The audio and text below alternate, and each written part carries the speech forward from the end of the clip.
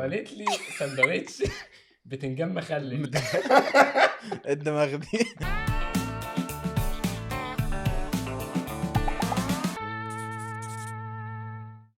مساء الفل. النهارده بقى معايا احسن ضيوف بالنسبه لنا، وراجل اللي انا بيك فان بيه من زمان قوي، من اول ما بدأ معايا علي هصلر حبيبي. ورنا. ايه الاخبار؟ هلو، عاملين ايه؟ كله زي الفل الحمد ايه لله. الاخبار؟ كله الحمد تمام؟ لله. المشوار كان سهل سهل قوي. يا جماعه. انا عايز احكي بس الموقف اللي انا قلت لعلي يجي فيه ازاي. هو بالصدفه تماما قابلته في ايفنت وانا كنت عايز اكلمه اصلا. قلت مصلحة، انا لقيته قدامي. ازيك يا علي؟ انا والله بعمل كذا كذا كذا. قال لي يلا، جميل جدا جدا. قلت له طب انت فاضي امتى؟ قال لي يلا شوف انت، انا تمام معاك.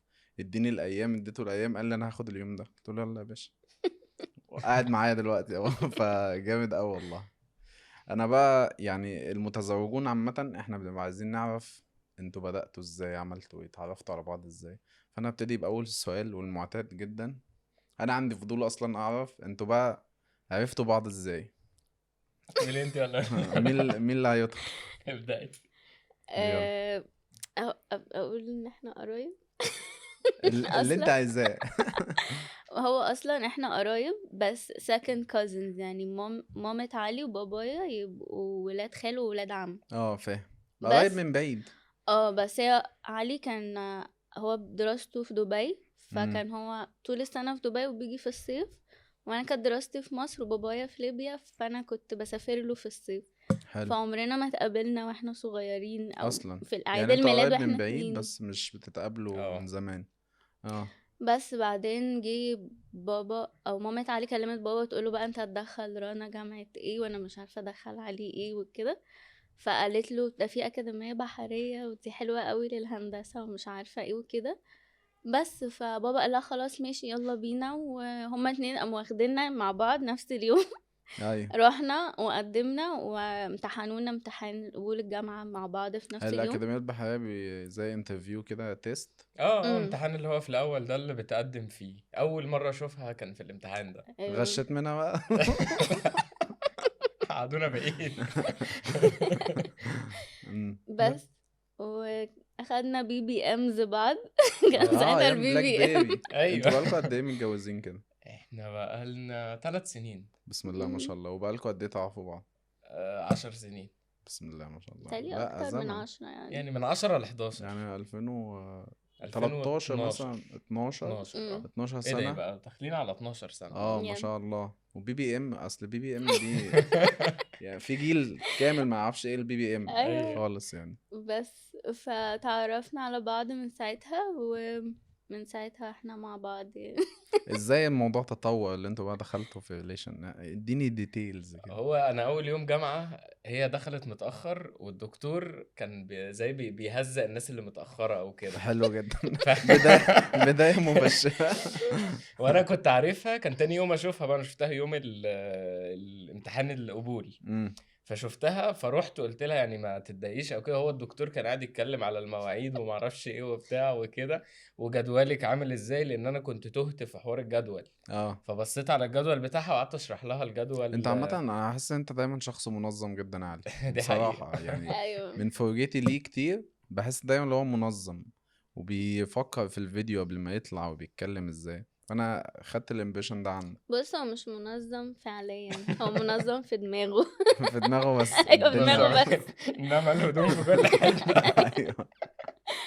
جامد. بس فهو ساعتها هو قابلني في الجامعة. بس احنا يعني دخلنا الجامعة في شهر 9، شهر 11 كنا مع بعض اصلا على طول. اه. انت كنت اول ما تتعرف على بنت في حياتك ولا؟ لا كنت اتعرفت يعني قبل امال كده. ليه على طول؟ ما حسيت حاجة؟ ولا ابوك قال لك ده تمام؟ لا احنا اهل. يعني مش عارف هي جت ازاي، بس استريحت لها وكنت دايما حاسسها طيبة كده. عارف امم. الناس البيضة اللي على نياتها ما امم. فيهاش. فحسيت لا يعني ما هي شاء لو الله. في حد عايز اكمل معاه او كده يبقى هي دي. لقيتها وايف ماتيريال من الاخر. ايوه بالظبط. دخلت هي على دي. طول. احنا ما بنصدق نلاقي حاجة زي كده. هي دي. يس. طب ومين بقى اللي قال الاول بحبك والجو ده؟ اديني بقى. بص هو علي كان بيقعد يغلس عليا، كنت بلمح لها ده كده اللاف من لانجوج عنده اه يقعد اه يضايقك. كنت بلمح لها بس ما بقولش. فترة الاستهبال يا جماعة. ايوه يس هي دي بالظبط، قعدت المح لها فتره كده، قعدتوا 3 شهور تستهبلوا ولا؟ شهرين 3 امم اعتقد صح بعدين انا شهرين. بقى بتخانق، انا احبش لو فكك بقى علي، انت جاي معاك بايه بقى؟ بس فانا قلت هقول بقى وخلاص وخلاص بقى عشان انا ايه زهقت. ده، انت اللي قلتي جامد فانا والله. قلت الاول. بس هو مديكي مليون اه سبب اه تقولي ايوه بالظبط، عشان يعني وانا ننجز. زهقت بقى. لو ما علي هو انت بحبش كده، تحبني ولا بتلعب انجز بيا؟ بقى. لو مش هنفضل كده كتير بقى. ايوه حلو قوي. بس فمن ساعتها بقى وانت كان رد فعلك ايه لما قلت لك انا بحبك؟ انا كنت عارف يعني، كنا احنا الاتنين خلاص وصلنا لمرحله اللي احنا انتوا اصلا بتحبوا بنستهبل. بعض ناقص الكلمة. يعني ما كلمه مفرحه، مش حاسس ان هي فرقت في حاجه يعني، او اه ضافت او عملت او كده، اللي هو قشطه يعني، وانا طب كمان. ما كنت تقولها. هنقفل. ستوب يا يا ابني. اسطى 13 سنه ده ستوب يا ابني، خليكي انت ما خبيث قلتش ليه بقى. بحبك. جامد عايزين والله. الحلقه تعدي على خير. عايزين صلي على النبي كده، احنا جايين نهزر ما نتكلمش. حلو والله. طب أمم. مين نزل اول مرة اقترح الديت ونزل ديت، وايه تفاصيل الديت؟ لا بص، علي ضد الديتس. علي راجل لا عمل. انا كنا بننزل ديتس، احنا جامعتنا كانت في شيراتون جنب مول اسمه سان سيتي، حلو. فانا كنت بحب اكل ماكدونالدز قوي ساعتها، فكنت امم بقول لها انا بحب البيج ماك، امم فاقول لها كان بيقارني بالبيج ماك، ايه ده ازاي؟ حاجة حزينة قصة ايه الكومبينج الغريب؟ انا ممكن اقارنك ببنت عمي بنت خالي. بالبيج ماك. فهي كانت بتعزمني على بيج ماك، حلو. وكنا كان عندنا ديل في الجامعه، انا في الرسم صفر، واحنا جامعتنا كان فيها رسم كتير. انتوا هندسة صح؟ هندسه عماره، هي في المواد بتاعه الحساب وكده صفر، امم فكانت هي بترسم لي وانا وانت بحل لها بتحل. الشتات، كنا بتكملوا ماشيينها بعض، كده. قبل تكمل بعض. وبناكل بيج ماك في نفس الوقت. جامد. حلو دي قوي. الديتس الرهيبة ده بتاعتنا. اول ديت؟ مفيش ديت ده رسمي نزلته كده؟ اصل رسمي. الديتس دي بحس ان هي بيبقى ليها في ديت، لا انا في ديت مهمه أوي لازم احكي. ايه. ده اكتر علي. قصه مهمه في حياتنا كلها. بص انا دلوقتي اول ديت نزلناه مع بعض، رحت عديت عليها البيت، كان يوم اجازه من جنتلة الجامعه. بقى، انت بادئ اليوم ننزل بقى جنتلة. ونازلين في المعادي وما اعرفش ايه وبتاع وكده، وهنلفلف وبتاع. فقلت لها انا جعان، وايف ماتيريال بقى بجس اه فانت عايزك تخمن كده، انا جعان وجاي الواحده ان شاء الله هتتجوزوا قريب، هتعمل لك فطار ايه او اكل ايه وهي نازله؟ يعني سندوتشات جبنة بيض عملت لي سندوتش بتنجان مخلل. الدماغ دي كده هيروح يشطف الشقة كده هيروح يديها والله واحدة نقاش. بتنجان مخلل. انا اللي طب والله وقلبه ما حسيتيش؟ انا اللي اعرفه ان البتنجان المخلل ده بيتحط اضافه كمالة. على حاجه. ايوه ايوه يعني اجيب لك سندوتش فول واجيب لك بتنجان مخلل. ولحد النهارده هي بتاكل سندوتش انا اصلا باكله بتنجان او عادي. سندوتش بابا بجد غنوج عادي. جامد والله. فيعني ده كان اول ديت تقريبا. جابت لك بتنجان مخلل يس، ونزلتوا مع بعض. دي الخدعة. ده حلو. ما ده هو هي كانت فضل موجود بتشوفك. اهو بتست. ايوه هي كانت بتست انت بقى، يعني انت كنت نصيحه يا فاكر انت جماعه اللي للناس، اول ديت بتنجان مخلل. لو بتنجان مخلل ودوا يا جدعان. حلو اه بسم الله ما شاء الله. طب وانت كان رد فعلك ايه اليوم ده؟ يعني كنت الصراحه اللي هو انا برضو لسه مش عايز عارف، تكسفها برضه. بستكشف برضو مصدوم. الشخص، فاهم، بشوف البنايه عامله ازاي. لا ايوه. انت وشك قلب اصلا. يعني كبان عليا هو انت ساعتها. بجد انت ما كانش فيه اكل، فانت لقيت سندوتش، لقيت البتنجان عملت له سندوتش ونزلتي. هو ده اللي صح.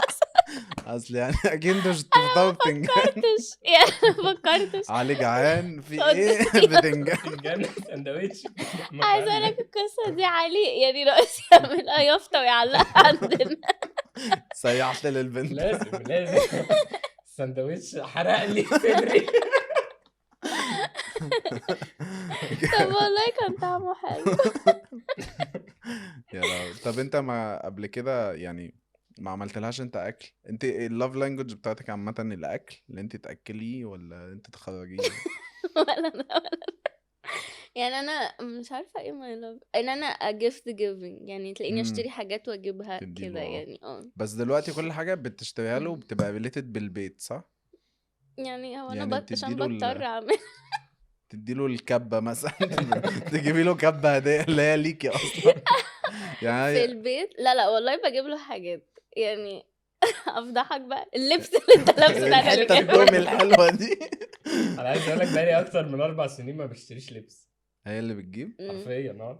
طب انا ما حلو. بحبش اللبس انت اصلا. تحبش تعمل شوبينج ولا ما تحبش ما اه تعمل؟ بحبش علي ضد الشوبينج وما الشوب. بحبش اعمل اللي انا هو ممكن تيشيرت اسود افضل البسه طول حياتي بص لحد ما يقطع انا مني. مؤخرا بقيت اعمل كده. الاول كنت احب بقى البس حاجات روشه وبتاع، بعد كده بقى بيزكس، مم. ابيض علي كده ورمادي برضه. ما واسود. بحبش افكر يعني، تقريبا مشكله في التفكير لا فانا بالعكس، انا بقى الحاجات البيزكس دي بقعد افكر فيها اكتر. بجد.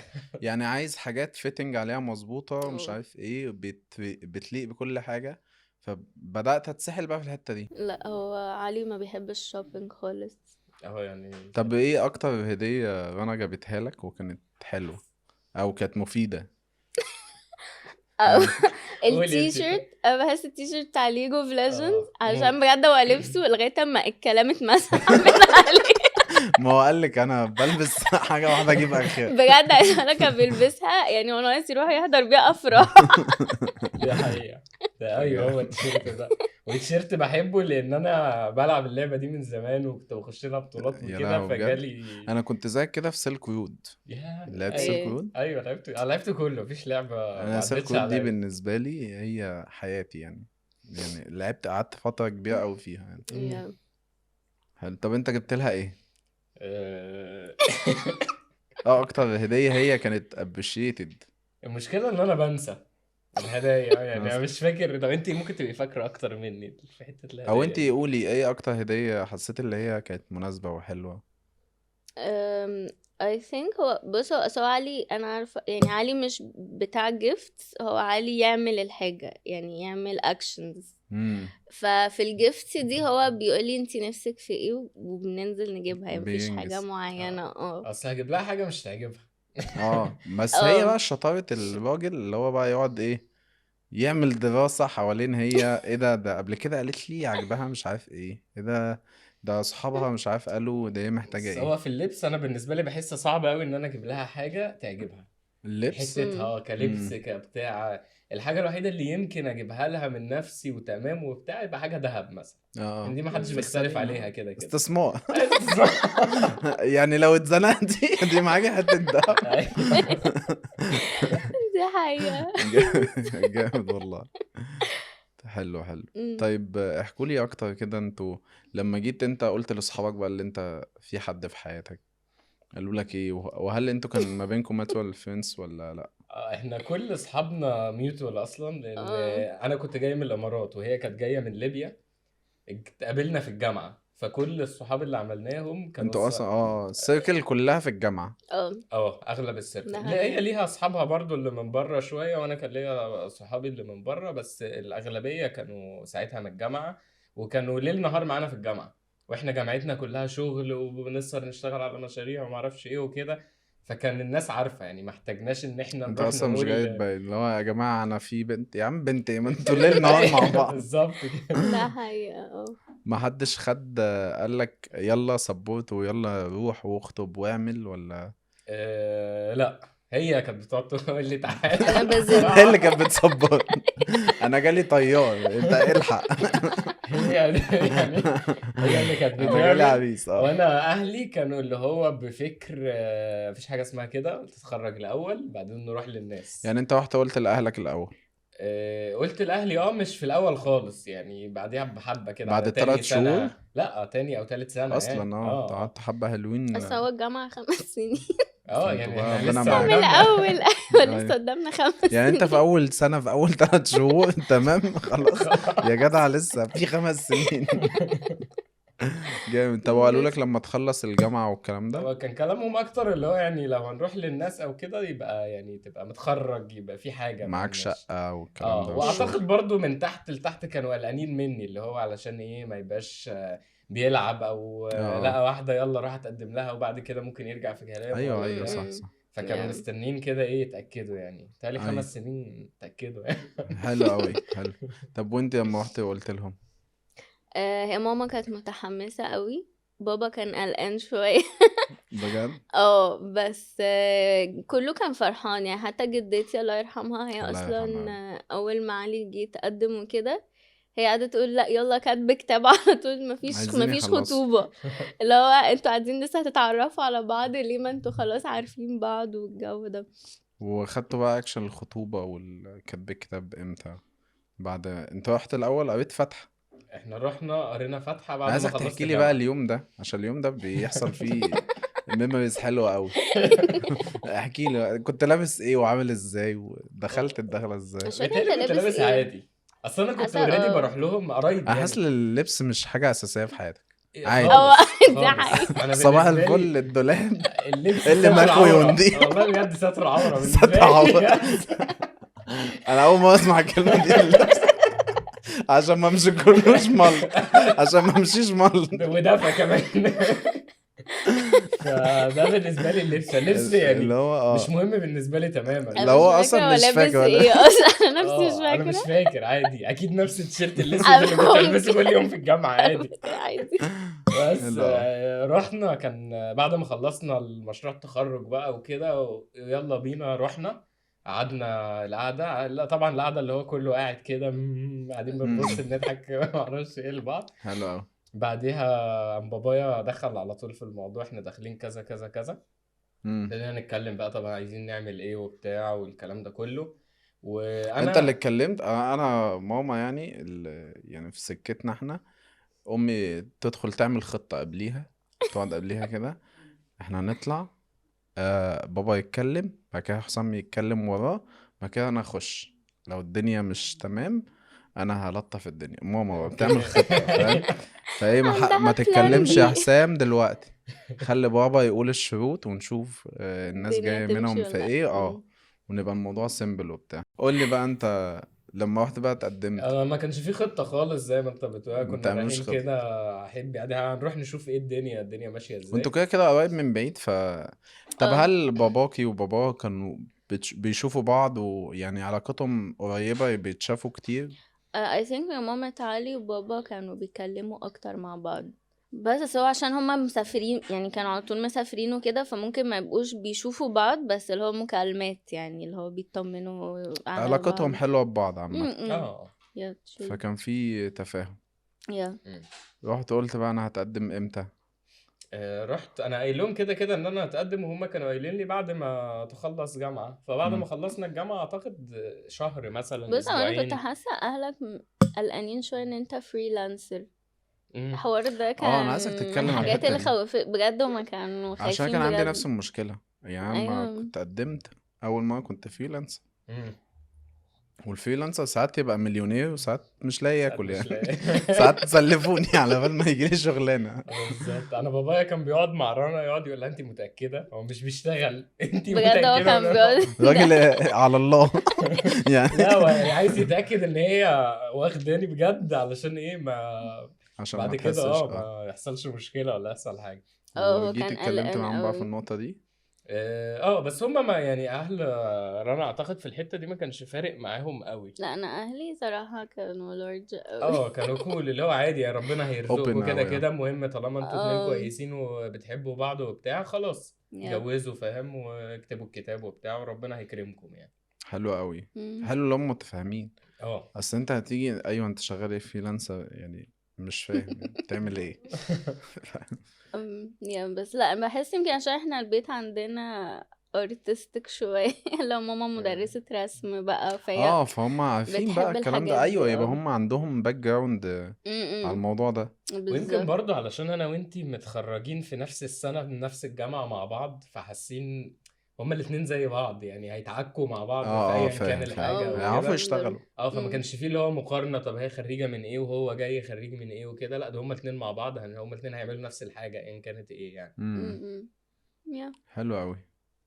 طب وانتي بقى بعد ما هم مشيوا، ايه الكونفرزيشن اللي ماما اول ما الناس بتمشي بقى تعالي بقى؟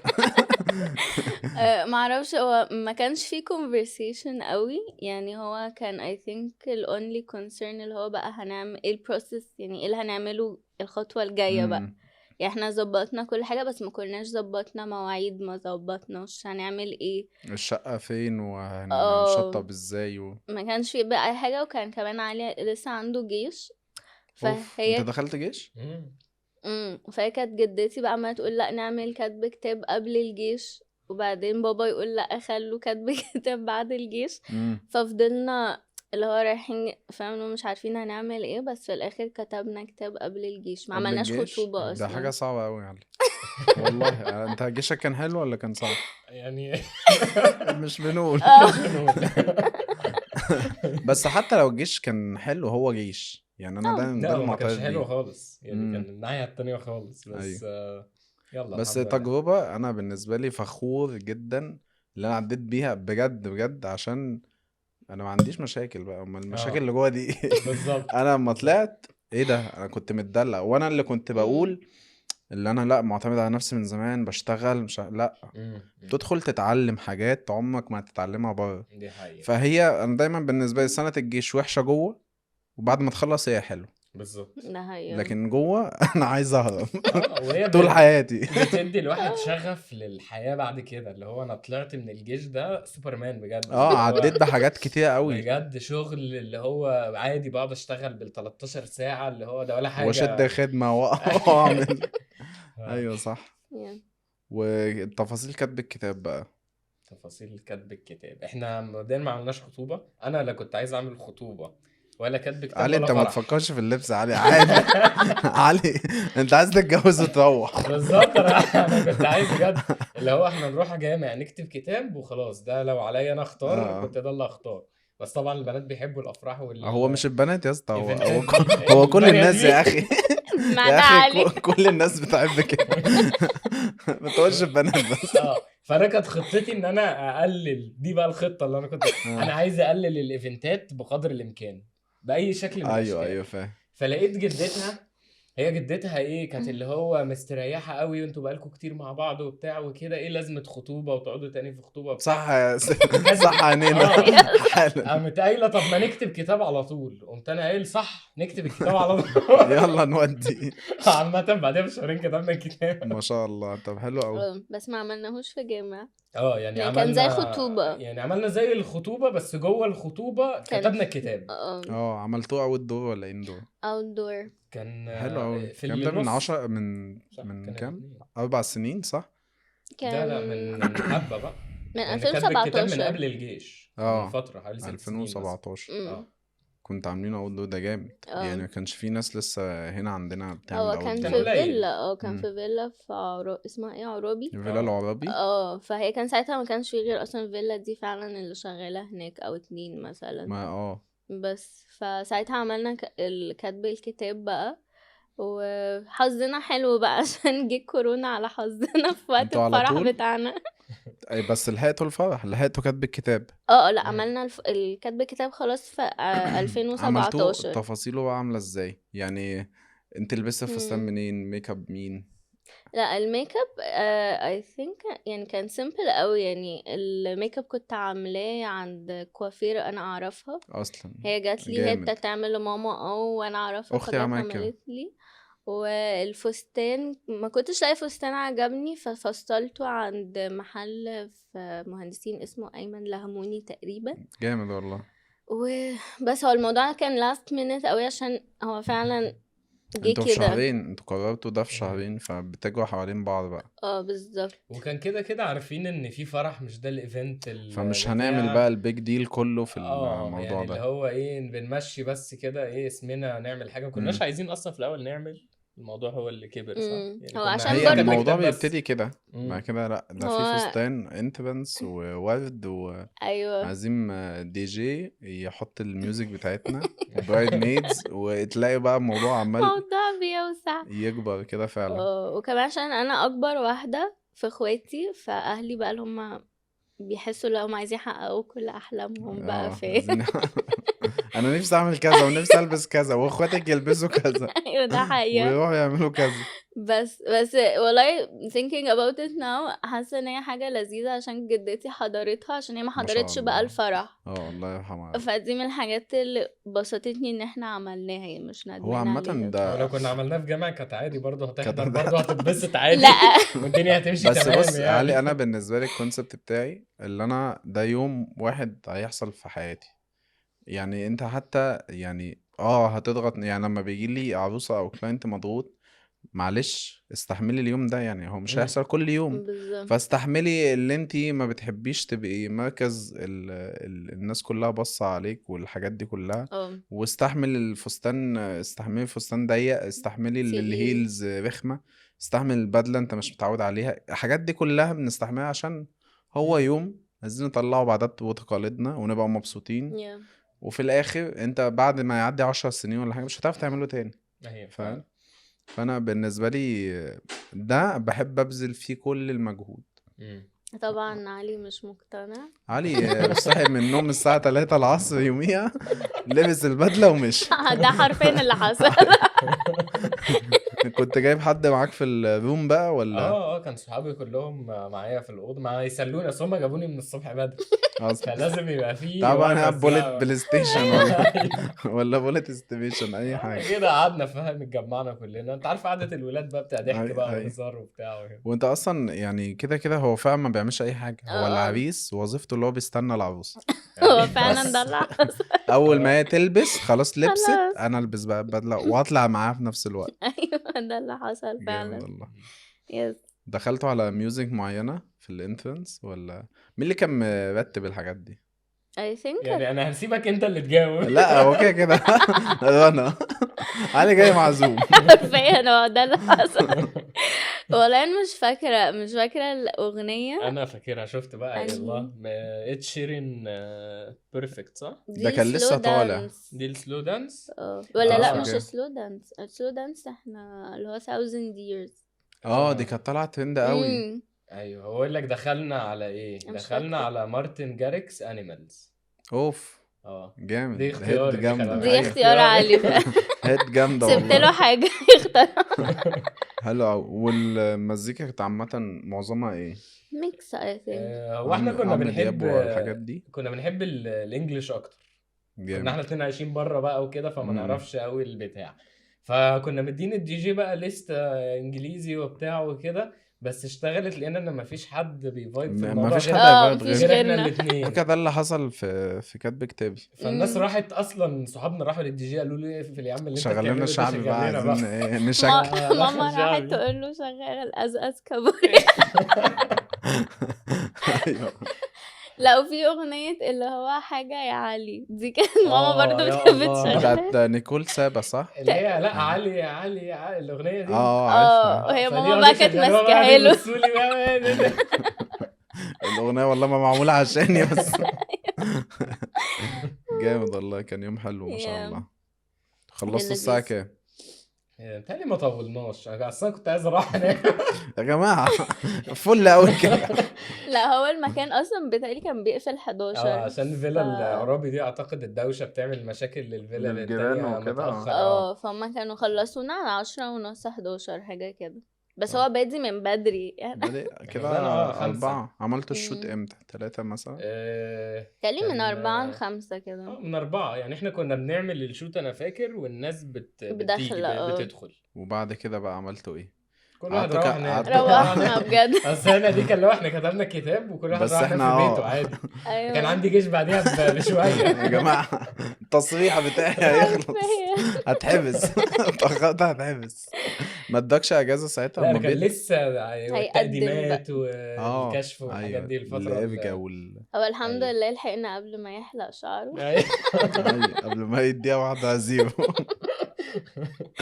حلو بس والله. ودخلت جيش، خلصت وطلعت اتجوزت بقى على طول بعديها. 1.5 سنة بعد ما طلعت. قعدت بقى تستعيد بقى قوتك والفريلانسنج والشغل لا قعدت اجهز في الشقه. يعني 1.5 سنة يا لهوي، ده حرفيا. موال. كان كل جنيه بيخش لي ودي على بروح الشقة. بوتاجاز، ميكروويف، وسيراميك، كل ما يخش لي فلوس اخر الشهر انزل اجيب بيها انت حاجه من حاجات 2017 الشقه. بس ما كانتش الحاجة يعني كانت وقتها غالية على وقتها. هي علينا بس لو قلت عشان دلوقتي مثلا يعني انت تلاقي بوتاجاز جايبه 6300 6000 جنيه جنيه انت ايوه. متخيل؟ يا بوتاجاز دلوقتي يعني انا بقى في الدوامة دي ب60 70 ألف يا جنيه نهار وات اسود يا لهوي. والله. كتير قوي.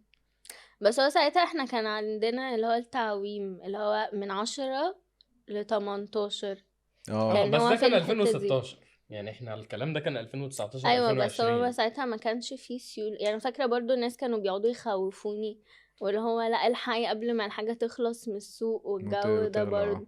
يعني من زمان بقى. هي احنا في اللوب دي بقى يوم ما الحقوا اتولدنا ايوه الحق. بجد كل حاجة الحقه فعلا، كنا بننزل اللي هو بنجيب كل حاجة مرة واحدة عشان خايفين ان ما نلاقيهاش تاني. كان فعلا اول ما بيجي فلوس بننزل نجيب على طول الحاجه وقتها.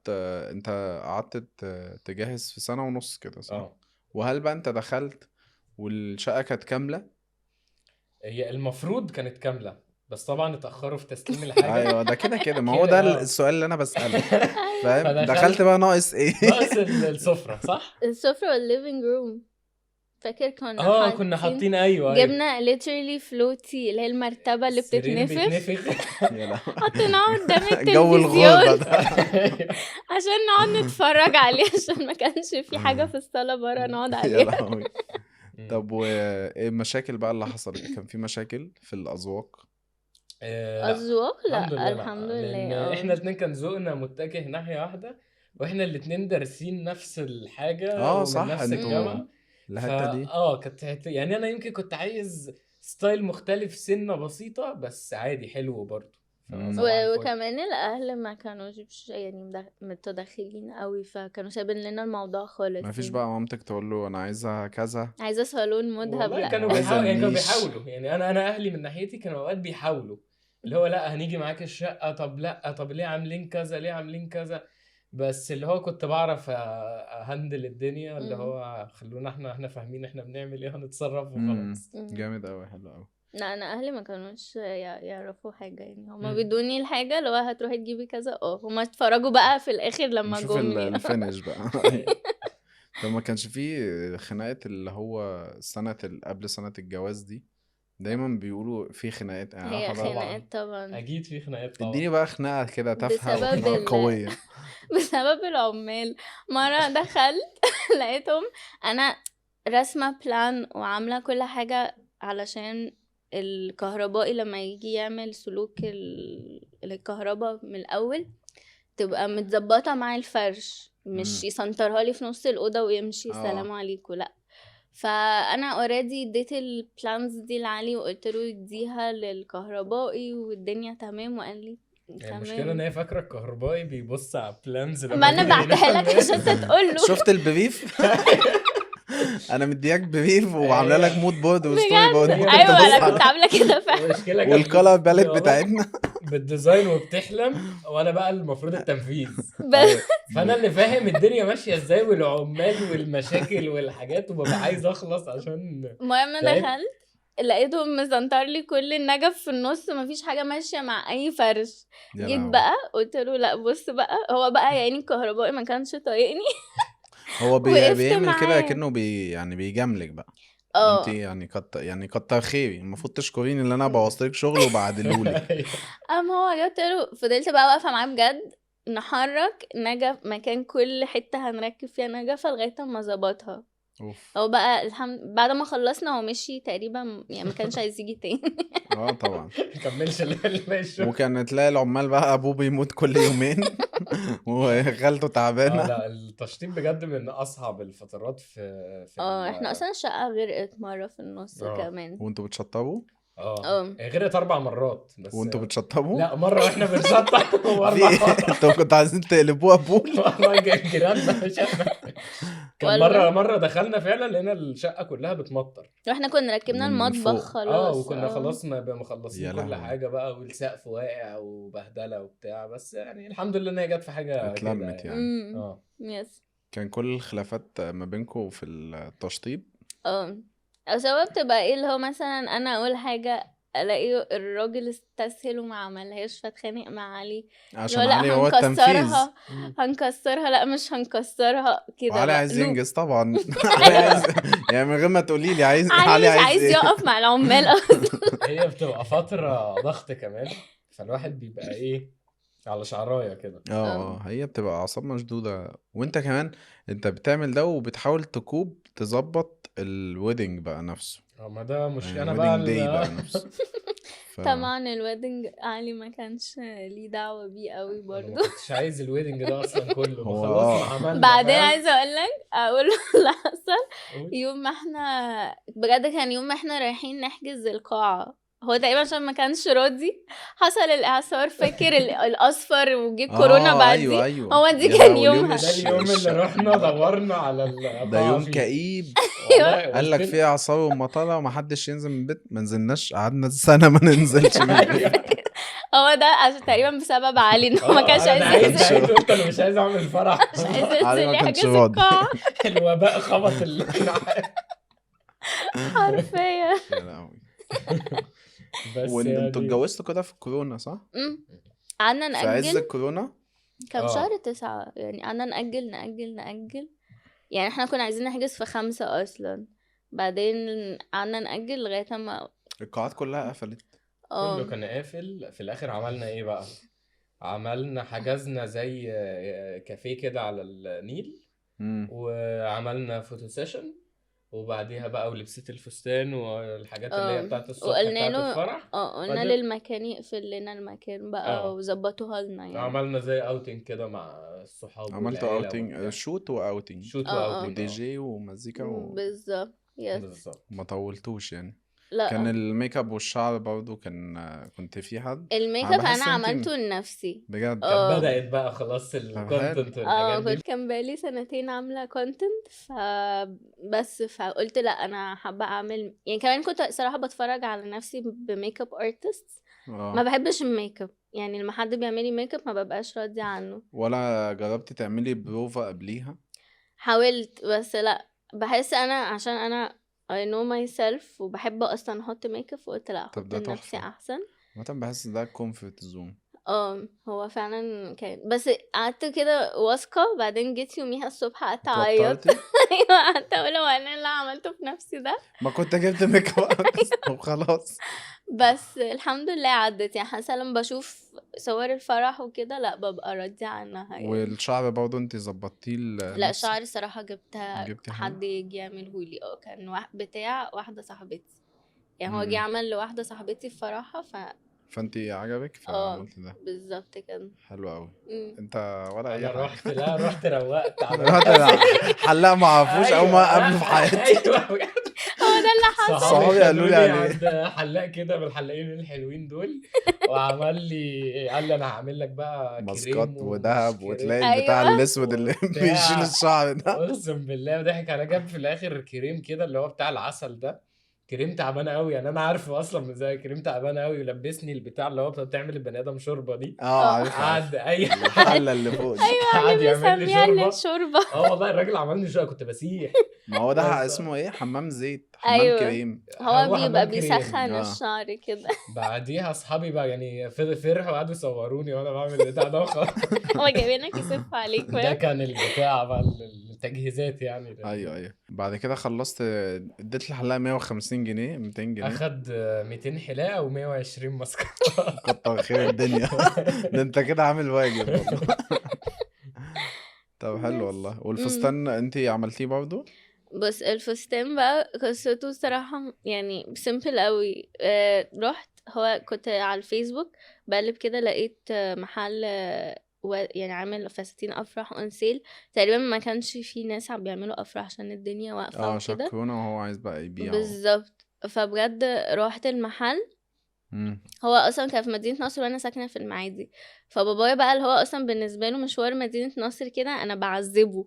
ايوه مدينة نصر المعادي بالظبط. موضوع. فقعد يقول لي هنروح ومش هنجيب حاجة، وقعد يقطم فيا شوية كده. بعدين رحنا، وبعدين قست بالظبط 3 فساتين، بس 3 فستان اشتريته literally حطيت الديبوزيت ساعتها قالوا لي هتاخديه كمان شهر بس هنظبطه ومش ممكن عارفه اعرف ايه. الديبوزيت كان كام؟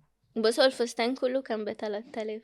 اوف، حلو مم. قوي. على يا فكرة انا دايما بحب كده، لان في حاجات هو اصل هو في الاخر قماش، اه فاهمة؟ فانا مع جدا الناس اللي تروح تفصل مع الترزي او الديزاينر اللي شغال معاه طول حياته وبيعمل حاجة حلوة ايوه. يعني. لا هو انا بحب انا كده جدا، يس بحس ان احنا بنوفر كتير قوي في الحتة دي. ده حقيقة. اروح بقى الديزاينر، اه لو انا معايا فلوس ساعتها وعايز اروح لديزاينر قشطة، يس او يجيب لي حاجة ب200 ب300 تمام، بس انا مش معايا ما اعملش كده.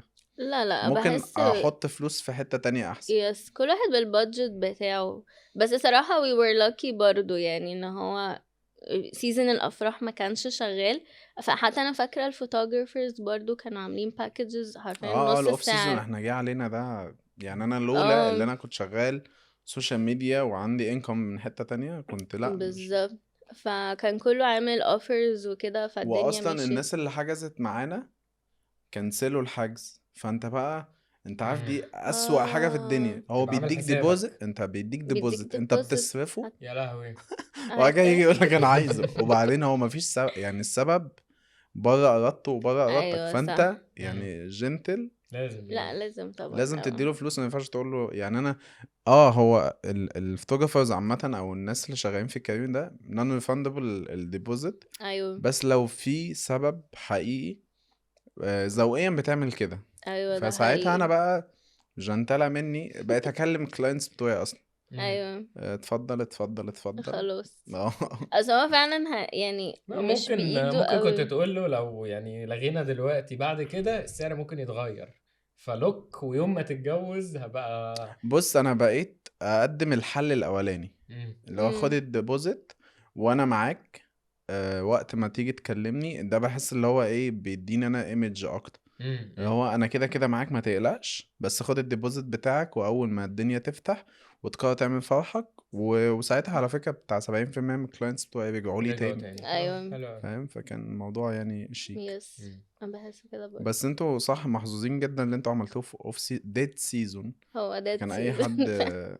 يعني حلو يعني، وكان الشغل رايق يعني ساعتها كان حلو قوي. هي حتى ماما بقى هي اللي ما كانش عاجبها حوار ان هو جت كده ماما بقى كان نفسها في فرح. طب هنعمل ايه يا ماما؟ بجد احنا ممكن تقولي لي نعمل ايه؟ قلت لها خلاص قعدنا نتخانق مع بعض بعدين قلت لها خلاص انزلي لفي على قاعات الافراح كلها يا لهوي. واللي عاجبك احجزيه وانا معاكي. بجد مم. هي فعلا نزلت لفت القاهرة والجيزة كلهم. ما كانش في مكان مم. بس. فجينا بقى بجد حجزنا حتى المكان اللي احنا اتصورنا فيه وكده قبل الفرح ب4 ايام عشان لغاية اخر لحظة كانت ماما عايزة مكان فرح تعمل فرح. فما لقيناش وكده فحجزنا بقى الحاجات دي بجد يعني. حتى ساعتها قبلها انا كنت اعصابي باظت بقى رحت الساحل وقلت مم. رولا اختي وماما بقى اتصرفوا. عيشوا انا بقى. سايبالكوا الموضوع كله عيشوا حياتكم. يا لهوي. لما هي بقى اقتنعت وهديت وكده خلاص بقى هي she went with the plan بتاعنا بقى اللي هو خلاص روحوا احجزوا اللي انتوا يأست عايزينه. بقى مش راحت الحل مش التاني، هي اقتنعت. يأست. هو خلاص امر لله. بالظبط ده اللي حصل يعني. انت طبعا مالكش دخل بأي او حاجة. علي دعا ربنا بس. انا يا رب الفرع ده يخلص في ساعتين. والله انا كنت عايز اخلص بقى يعني خلاص بقى كفايه. طب هل انت كنت مخطط مثلا انتوا تسافروا؟ ما فيش سفر ما كورونا هو برضو. كان كورونا، ما يا كانش فيه خروج لهوي انتوا بره قعدتوا البلد قد ايه لوجد؟ اصلا. احنا قعدنا لوكد لغاية اخر السنة تقريبا يعني. احنا اول سفرية سافرناها بعد الفرح كان اللي هو لما روحنا بالي كان في شهر 9 تقريبا بعديها اللي بسنه. بعديها بسنه. مم. وكان لسه كنا لابسين ماسكات في المطار وكده، فكان لسه الدنيا وال- ما في الطيارة فتحتش كانوا قوي يعني. بالماسك بس كانت بداية الفتح خالص بعديها بسنة. بس هو بعد الفرح رحنا عادي غردقة ومرسى علم في بس مصر يعني. كله جوه مصر، م-م. ده اه دخل يعني مش يس مفيش حاجة خارجي. بالظبط يا سافرتوا فين بقى بعديها؟ رحتوا بالي؟ بعد الفرح ولا بعديها بعد بسنين الفرح بقى؟ لا بعد الفرح فضلنا في مصر. قعدت حبة حلوين. يعني كان خطتنا اللي هو ما كانش فيه خطة برضو، بس ايه. احنا لا ثانية خطتنا على ممكن اقول الله. حاجة. احنا اتجوزنا وبعدين قعدت اقول لعلي هنعمل ايه في الهانيمون صحراء. ماشي علي اللي هو انا مش فاضي انا دلوقتي. علي قلت لها انا بيوفر بحب ثينك قلت بقى. لها انا بحب البحر الاحمر.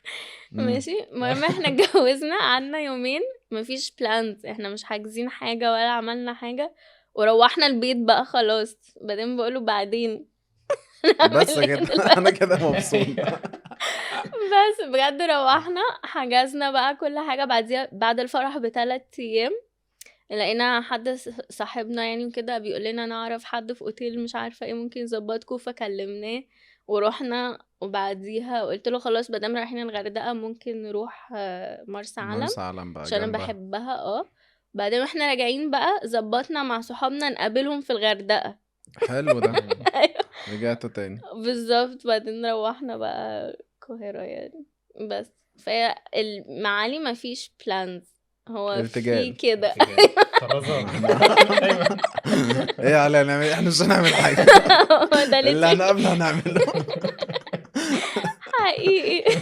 علي is a last minute person اللي هو زنقة procrastinator الكلاب. ايوه علي ليفل الوحش. زنقة الكلاب يا جماعة. حتى في الجامعة بجد كان بيرسم يعني مثلا عندنا تسليمات اللوح دي ممكن ابقى مثلا اقعد بعمل فيها 3 ساعات، هو يجي قبل المحاضرة بساعة يقوم فارش اللوحة على كبوت العربية. يلا بقى. طبعا ولا مفيش مقاس صح. يعني مفيش حاجة صح في اللوحة. مش نجحت واتخرجت معاكي. عارف عادل امام لما يقول له احنا هنضبش. هو ده علي حرفيا. انا هنعمل ايه يا علي احنا والله هنضبش. الحمد لله نجحت الدنيا زي ما الفل. شاء الله.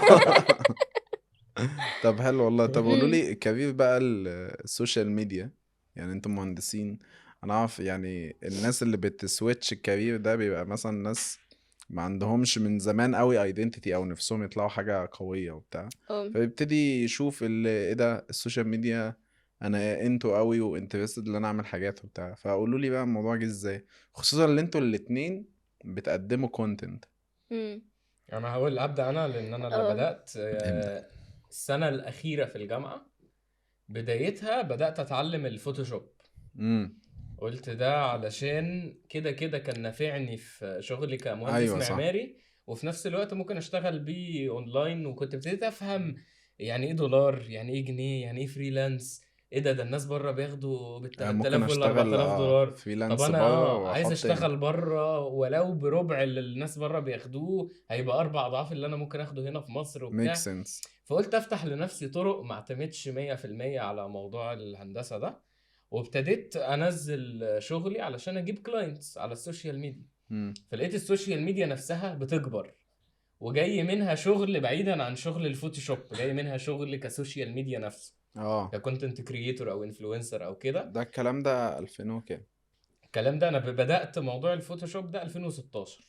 حلو. انا بدايتك كنت فوتوشوب هاسلر، كانش حد يعرف علي اصلا. ايوه دي حقيقة. ودي حاجه حلوه قوي اللي انت عملت علي بالمناسبه يعني. كان لازم بقى لان يعني انا انت تلاقيك بطلت. كنت الناس تقابلك تقول لك فوتوشوب هاسلر. ايوه ده حقيقة. استاذ فوتوشوب هاسلر. لا هما ما كانوش بيسألوه ايه اب editing صور نستخدمه. فهم مش مستوعبين ان فوتوشوب is an app. كان الناس بتسألني ايه برنامج الفوتوشوب اللي بتستخدمه. مين؟ ايوه فحسيت ان الفوتوشوب انا برضو زمان كنت بخاطب اجانب، فالوضع مختلف شويه. لما دخلت السوق المصري بقى كصناعه محتوى او كده كان لازم اعمل شويه تغييرات علشان هنا الناس مش مهتمه قوي بالفوتوشوب. قليل اللي معاه اللابتوبات غاليه، اغلب الناس معاها موبايل. مع التطور برضو البرامج بقت كلها الحاجات اللي على الموبايل، بيكس ارت وما اعرفش ايه والحاجات السريعه او كده. فكان لازم اعمل شويه تغيير في شكل المحتوى يعني عشان يمشي مع الوطن العربي او مصر او كده. احكي انت بقى بدايتك. بدايتي بقى كانت حزينه. كان علي في الجيش. اشوف حاجه بقى تسليني. مش عارفه هرازي مين دلوقتي. حرفيا كان علي في الجيش بقى، وكانت مش ألذ سنة بالنسبة لي، وكنت شغالة وكل حاجة، بس الشغل بتاعي ما كانش مديني الساتسفاكشن اللي أنا عايزاه، أو مش حاسة ان ده الحاجة اللي أنا حباها. بس فبعد كده قررت، هو علي شجعني صراحة، قال لي لو انا اوريدي بحب السكين كير والبيوتي والحاجات دي وبشتريها على طول، فقال لي ما انت عندك مليون برودكت، ما تجربي انت تعملي. شاريه نص لا الماركت. وبعدين انا كنت خايف برضو، دي حاجه كنت خايف نتجوز مم. فلوسي تخلص على الحاجات اللي هي بتجيبها. الناس كانت فقلت لازم نلاقي حل ان الحاجه دي ايه تبدا تجي لنا كده، يبقى باسيف نريفيو. انكم. يبقى في شغل. والله كنت معلق بجد. دي حقيقة، انا صراحة كانت فلوسي كلها مخلصة على ايوه الحاجات كان دي. عندها لا. 7 شامبو، انا كنت بغسل شعري بصابون. صابون سائل مش صابون الفوم ده.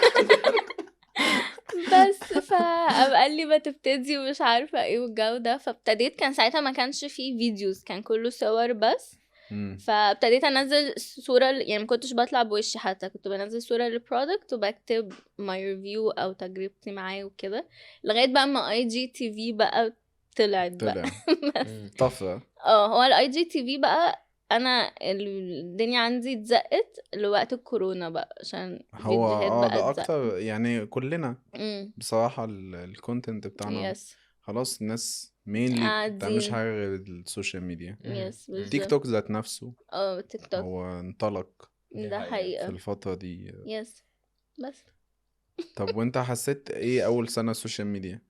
حسيت ان انت ايه ده جامد، انا عايز ادخل بقى اكتر وعايز اجين مور فولورز وعايز احط استراتيجي وادرس، ولا حسيت ان انا انا كان لا؟ ليا مرحلتين في السوشيال ميديا. المرحله الاولى بتاعت الفوتوشوب دي مم. قعدت سنه عملت فيها 10,000، مم. والسنه التانية عملت فيها 20,000، والسنه التالتة هي اللي وصلت ل 300,000 فيها بالفوتوشوب. اوف.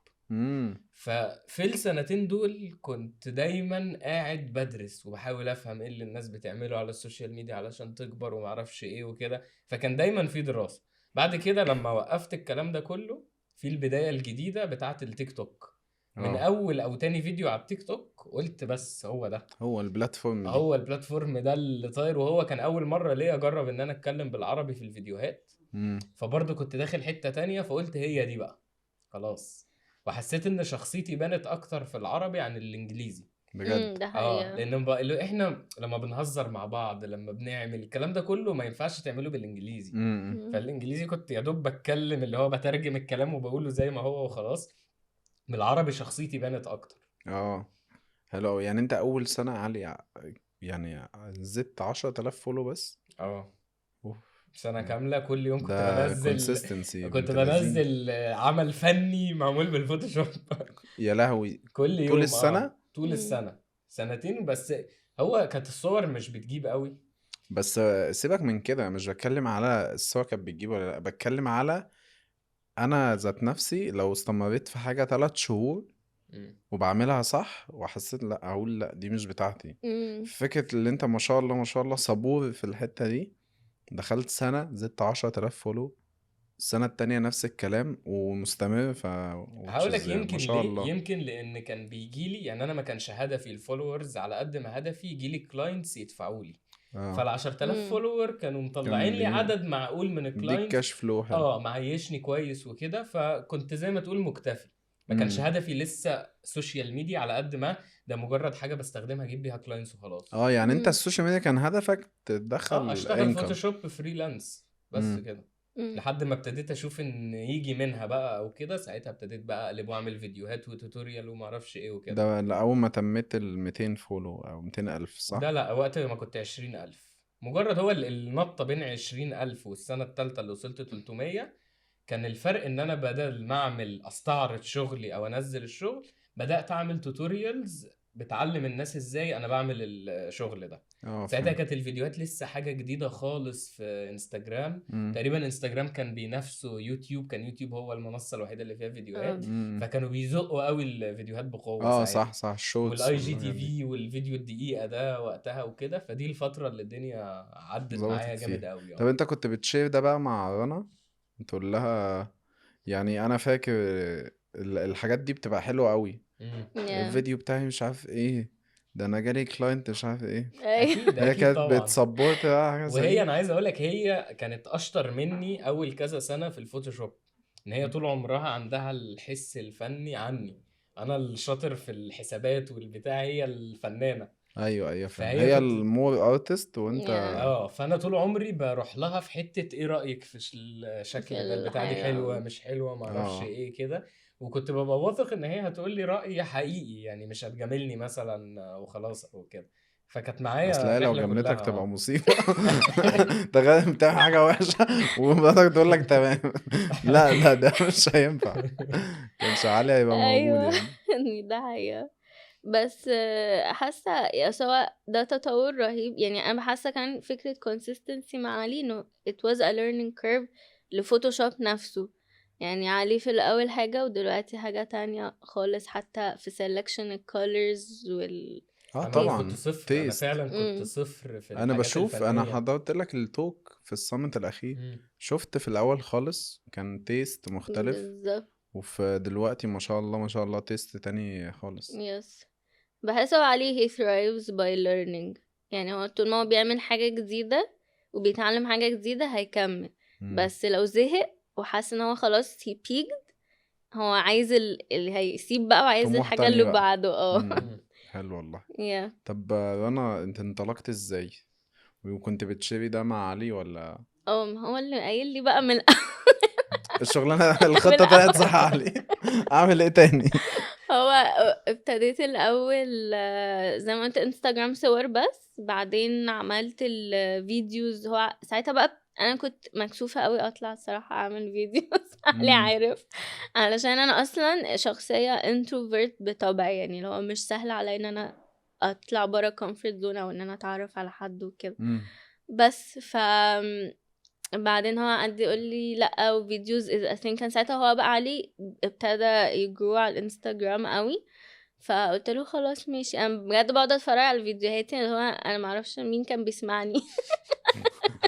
انا بتفرج على الشوتس بتاعت زمان، انا ايه الهبل كنت، الناس دي كانت مصدقاني ازاي؟ بجد قاعده برغي 6 دقايق بقول ايه بحط ميك اب، بجد هم 4 حاجات. بس فابتدت بقى بالكورونا ان انا كنت عامله سيريز اوف فيديوز ازاي الناس تعمل، عشان ساعتها ما كانش في كوافيرات، فازاي تبقي انتي الكوافير في البيت. ده كان اسم السيريز literally. مم. بس it gained so much بقى views و followers، ونطيت بقى ساعتها على الانستجرام. ونفس الكلام على التيك توك، يعني كنت ماشية الاتنين تقريبا نفس الوقت مع بعض يعني. مم. بس حلو it أوي. went viral يعني. طب انتوا ككابل متجوزين، انتوا الاتنين شغلكم مينلي خلاص سوشيال ميديا، يومكم بيبقى عامل ازاي؟ عندي فضول اعرف يوم الكونتنت كريتورز عامل ازاي يا جماعه في مبدئيا البيت؟ انا بصحى قبليها كده كده، اه. انت دي ايه اللي حياتي. بيبدأ اكتر؟ اه انا بصحى دايما من بدري، بقعد اتمشى كده وافكر. يعني انا افكاري بتجيلي وانا بتمشى، بقعد اتمشى في البيت كده، بيجيلي افكار مثلا بقوم قاعد مشغل الكاميرا وارتجل. بجد أمم. اه جامد. ده فيديوهاتي دي ما كده. شاء الله جفت يعني، اه. دي حاجة موهبة قوي يعني. انا بالنسبة لي لا خالص، بجد. انا لا لازم اكتب وريسيرش، وببقى خايف جدا كلامي ده صح ولا غلط، اه. فاهم لو هي معلومة وببقى لو طبعا. معلومة دايما لازم، لو معلومة لازم. حتى لو مش معلومة، حتى لو انا بقترح او بقول افكاري، ببقى أمم. خايف الناس، انا لسه لغايه دلوقتي شويه بخاف الناس تجادج مم. أمم. اكتر يعني، yeah. فببقى لو متوتر مم. ولازم اخد مليون رأي حد قريب مني. أمم. انا يعني هدفي دايما كان امشي بفكر زي ما احنا قاعدين بنتكلم دلوقتي والدنيا حلوة امم وتمام. اتعلم زي ما انا بتكلم في قعدتي مع صحابي اتكلم قدام الكاميرا. امم فدي اللي واحدة واحدة قدرت يمكن عشان انت بتصور نفسك كمان وعامل سيت اب لنفسك، فتبقى اه. في الكونفي يعني ببقى قاعد مرتاح لوحدي خالص، مفيش وهي نايمة كمان، قاعد اصلا يعني. قاعد مع نفسي. فده بقى انا بصور فيديوهاتي عادة الصبح. اه. وانا من الناس اللي ما بعرفش لو الشمس نزلت انا ما ينفعش عليه تبقى شوت اشتغل. داون. ما اه ينفعش خلاص. اشتغل، العب، اتفرج على التلفزيون، اخرج، انما ما اشتغلش بالليل خالص. أمم. وبتخلص بتمنتج على طول، ولا مثلا بتعمل 20 فيديو منتج تقول انزلهم خلال اسبوع، ولا لا day عادة by day؟ الفيديو بيخلص، الكارت بيتسحب على اللابتوب، كوبي بيست، تك تك تك تك، اخلصه على طول. بس في بعض الاحيان لما يبقى مثلا عندي كذا فكرة ورا بعض، ممكن اصور اصور اصور اصور عشان اكسب وقت، وبعديها امنتج كله مع أمم. بعض. وانتوا ما فكرتوش تكولابوا مع بعض في حاجات؟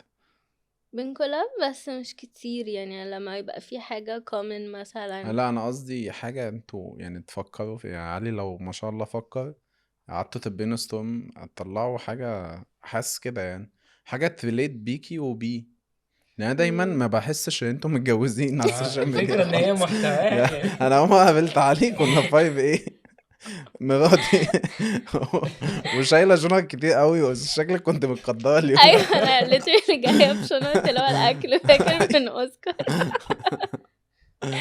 فايه ده بجد، وقتك كنت اول ما اعرف ساعتها اللي انتوا اصل هو متجوزين. الفكرة انا محب قوي للتفكير والتحليل والعلم وكده، ورانا بتكره تقريبا الحاجات دي وبتحب بس ممكن تحط حاجه انترتينمنت بقى سوا، يعني مش عارف انت لو مم. فكرت، يعني حاسس بس ان انا عايز اقول لكم اللي انتوا ممكن تعملوا حاجه، انت لو والله فكرت فيها هتطلع عملنا يعني حاجه. كذا مرة نعمل حاجات سوا. يعني مرة أنا كنت بعمل فترة سيريز اللي هي بتصور زي الممثلين، فكنت امم عايز أتصور زي أحمد مكي في الكبير. ايوه شفت السيريز كنت دي لما عملت محتاج، هنيدي سوبر هنيدي او وعملت هنيدي مم. وكده. دي فرقان برضه. فأحمد مكي في الكبير كان في شوية حاجات بقى ميك اب، فده فيديو عملناه سوا. عملت لي الحواجب والشنب وما اعرفش امم ايه، مم. وانا عملت جزء جامد. التصوير. الفيديو ده كل ما نروح على التلفزيون يجيبوه. يطلع. بجد حاجة يا دي حاجة يا صعبة. جماعة احنا بنعمل حاجات احسن من كده بكتير. انا عارف انا برضه لما اطلع في لقاءات ولا حاجة بقول صورة الجمل، يا جماعة خلاص سيلفي يا جماعة والله ده كانت صدفة. دايما عارف في يوم تبقى مش مستحمي وحالق نص ونص تلاقي هو ده الفيديو اللي عارضينه. بجد ايوه. هي القنوات، عشان هي القنوات ليترلي بيدخل شوف يسيرش جوجل الفايرال ايوه ايوه دي انا حقيقة. هاخد الفيديو ده انزله. ده حقيقة. جامد جامد. احنا كده خلصنا اول فقرة، طب الحمد ندخل لله. ناخد بريك دقيقتين وندخل في التاني تشربوا ماشي. حاجة بتاع. ماشي. احنا رجعنا ما خلصت القطايف بتاعتي، تسلم ايد مامة طعم عامله لنا قطايف بالعجوة تحفة. يعني جامد. انا عايز تدوني بقى فيدباك عن اول سنة جواز. علي اللي يقوله بقى. هاخد تو فيجنز بالنسبة منك. لي كانت سنة استكشافية شوية، مم. اللي هو انا بحاول افهم يعني ايه ابقى فاتح بيت وبعمل كل حاجة بنفسي. كوميتمنت بقى. وابدا بقى انزل واعمل واصلح وانزل الف على السوبر ماركتات اشوف وارمي اللبن الزبالة. والفراخ. أيوة، اللبن والفراخ ارخص فين ومعرفش ايه ايوه وبتاع. كانت سنة استكشافية شوية بالنسبة لي، يعني حاجة جديدة. حلو قوي. ما اتخضتش كده ايه ده انا عايش مع شخص غير لا اهلي في. لا لا خالص، بالعكس انا حاسسها كانت بالنسبة لي اهدى شوية. يعني حسيت ان ايه بيتي البيت ضيق وصغنن وفي شخصين بس، كل حاجة عارف مكانها ومتظبطة ومعرفش امم ايه، كل حاجة احنا اللي عاملينها فمعمولة بالطريقة اللي مريحانا. حلو انا قوي. استكشفنا كتير قوي اعتقد في الطبخ في الاول، اول سنة دي اه كان كل يوم لازم نقعد نجرب ونطبخ ونعمل. لو انا بتعرف تطبخ رنا بتطبخ حلو قوي بجد. بجد ما اه شاء الله. اكلها بجد حلو قوي لما بتطبخ. لما لما الظاهرة دي بتحصل. لما بتطبخ بتعمل اكل انا مش تحفة. بحضر في يعني رمضان هي عارف عامله حاطه زي عارف الولاد او الرجاله لما يطبخوا بمزاج، أي. هي كده. ابوك يوم ابوك يوم الجمعة أي. الصبح انا رايق. شكرا. هي لا طبخها لما بتعمل الغدا بيبقى حلو قوي، وغير كده بتعمل الفطار بقى كل يوم، بس الفطار ما فيهوش. انت بتقول انت بتصحى بدري قوي. ما ما هو انا بستنى بيستناني بقى. يا بستنى يا بسلق بيض يعني ده. ده على اسلم حلين. على حسب جعان قد ايه. حلو قوي. مم. طب انت من وجهة نظرك هي كانت مرحلة استكشافية برضو، وأجاز برضو كانت الدنيا مزنقة معانا في الأول شوية عشان كنا كمان بنحاول نجيب عربية، كان الموضوع ده it's a must. وفي نفس الوقت كان I think انت في أول 3 شهور ما كانش في شغل خالص ما كنتش بشتغل، بجد. انا كنت يا كانش فيه لهوي. بدخل فلوس. كان قاعد بجد. صاحبتي حتى تيجي هو علي قاعد نفس القعدة بجد، هو قاعد على البار بتاع المطبخ بيلعب لول. هو يعني يعني ما فيش حاجة معينة كان ساعتها في دماغه هو عايز يعمل ايه. ما مم. استكشافية هو اه بيقول ما كانت دي بالظبط مرحلة المرحلة بين الفوتوشوب وبين التيك توك بقى. انا اعمل ايه ايوه اللي هو اعمل ايه دي؟ comparing بقى بالظبط. اعمل اعمل ايه ايه بالظبط. ف اجو لا هنا كنت لسه ما بدأتش، يعني احنا لما اتجوزنا ما كنتش بدأت تيك توك لسه. yeah. انا فاهم. فاهم انا قصدي اللي انت ما قبل البداية ايوه اللي بالظبط. هو اجو اهيد هنا ولا اجو اهيد هنا ايوه بالظبط. بالظبط، فما كناش عارفين نعمل ايه، وانا كنت لسه في شغل هندسة بتاعي برضو، وكان برضو مشوار من مدينة نصر والشغل في المعادي، واللي هو طب اسيبه ولا اعمل ايه، وكانت transitional phase كده.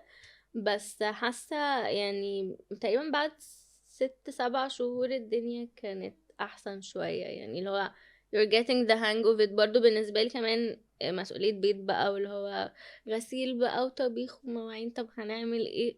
بس هي it's fun، يعني مش عايزة اقول ان هو ما بقاش زي الناس اللي هم يقعدوا يكرهوا الناس في الجواز والجو ده. امم بس هي it's fun. وبرضو يعني the positive side بقى انت عندك فعلا your own home. وبالنسبة لي كنت حاسة ان انا في مرحلة اللي هو لا، انا عايزة move out بقى my parents house، ويبقى عندي بيتي بقى وابقى مستقلة. وحاسة ده اصلا حسن علاقتي مع اهلي بعد ما اصلا اتجوزت. بحس العكس بجد. انا لا انا بحس بحس ان العكس انا خالص. بخاف ماما ما قابلهاش كتير ما اقعدش معاها كتير مش عارف بس دايما احس كده ان انا لما اقعد في بيتي مش هعرف اقابل ماما كل يوم ماما بتكبر انا ايوه. دايما بس لما بتتقابلوا بتبقى حاسس الحب زايد اه اه. طبعا مم. طبعا انا لما بسافر وبرجع ببقى يعني اقل حاجة بقعد في البيت كده يومين 3 مم. على بال يس. ما اللي هو اشبع شوية م-م. بس انا دايما عندي فوبيا اللي بقى ماما تكبر مم. ايوه والاقيها بقى مش قادرة تنزل وبابا يكبر ده احس حقيقة. ان انا لا عايز اعوض بقى الكلام ده كله واقعد معاهم اكتر دلوقتي يعني انا دايما يعني تفكيري في المكان اللي انا اقعد فيه ان انا عايز ماما وبابا يجوا يقعدوا معايا ايوه. بس مم. انا ماما بقى دايما تقول لي دي فكرة مش وحشة مراتك مش هتاخد راحتها وانت مش هتاخد راحتك ايوه. فاهمة مم. م-م. مم. فانا دايما ببقى خايف يعني من ايوه. الحتة دي لا انا حاسة علاقتي مع اهلي اتحسنت قوي بعد الجواز الصراحة. ما شاء و الله ايه تاني وان انت عندك بقى your own home بقى، لو يلا بقى هعزم صحابي اي وقت انا عايزاه. عارف الراجل اللي بيفتح محل شاورما ويقعد ياكل صحابه كل يوم شاورما ده كان انا literally. تعالوا كل يوم وفي محل شاورما تحت. ونلعب بلاي ستيشن محدش هيقول لنا انتوا عامة هو فعلا كنا كده، وسهر بقى ونقعد ونلعب بقى ومافيا بقى ونقعد نلعب الألعاب دي اه ونتسحل مع بعض. حلو قوي بس فانتوا دي ريت كده من 1 out of 10 الفيدباك بتاع اول اول سنة سنة I think 7 عشان اللي جاي احسن. مش عشان اصلا هو وحش، بس عشان اللي م. بعده احسن. لان انتوا خلاص تبقوا بقى اتعودتوا على بعض اه اتعودت على بعض، وانت عارف بقى يعني انت يعني او your work career is احسن، الدنيا مرتاحة اكتر، ف م. overall we're happy يعني.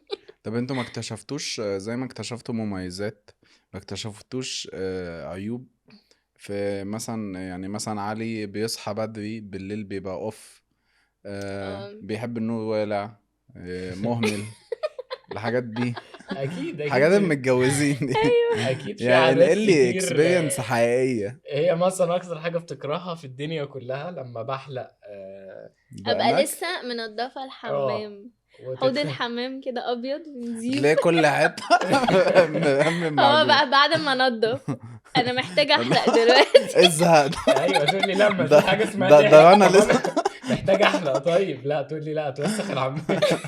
ده انا لسه عامله الحمام مهما بجد بوظه والله. اجي انضف حاجة علي قوم واخدها بوظها تاني. دي هو علي مهمل عشان كده انت بتقولي علي جوه بس اه منظم بس هو يعني ايه، هو بيبقى مهمل بس هو عارف مكان كل حاجة في كل نفس حاجه الوقت. مرميه اه فين، انا عارف هي مرميه بتلاقي فين. مغرة بس هو اه تمام حاولت احتويه في اوضه بس هو خرج بره ارادتي. هو بيصور في المطبخ دايما في هو بيسوق، الريسبشن ما هو انا خرج بقى بشوف كل الحاجات دي هلاقيه بره. حاطط هيد يا ابني انت رنا بتعمل معاه ايه انا انت خلاص بتمشيها ولا بتبقى فقدت نايمه بقى اصلا. الامل. أيوة. اصل أنا كل شويه اشوف فيديوز النهارده بقى اقول لكم يا جماعه اللايتنج بيتحط ازاي هجيب هيد هنا الاقي هيد قد كده هي بجد عامة وكنت بخاف تقع عليا، هي كبيرة أوي. ايوه بس لا قشطة، الدنيا كانت لطيفة يعني. من مشاكل برضو يعني دي للرجالة عامة كلهم، ان انت الدولاب هتعمله، انت هتاخد 10% او 8% يعني من لو الدولاب. خدتهم والله يعني احنا عندنا 6 دراج، انا عندي درج واحد بس من ال6. الشماعات عندي 3 شماعات لا من مش البتاع 3، كله 7. 6.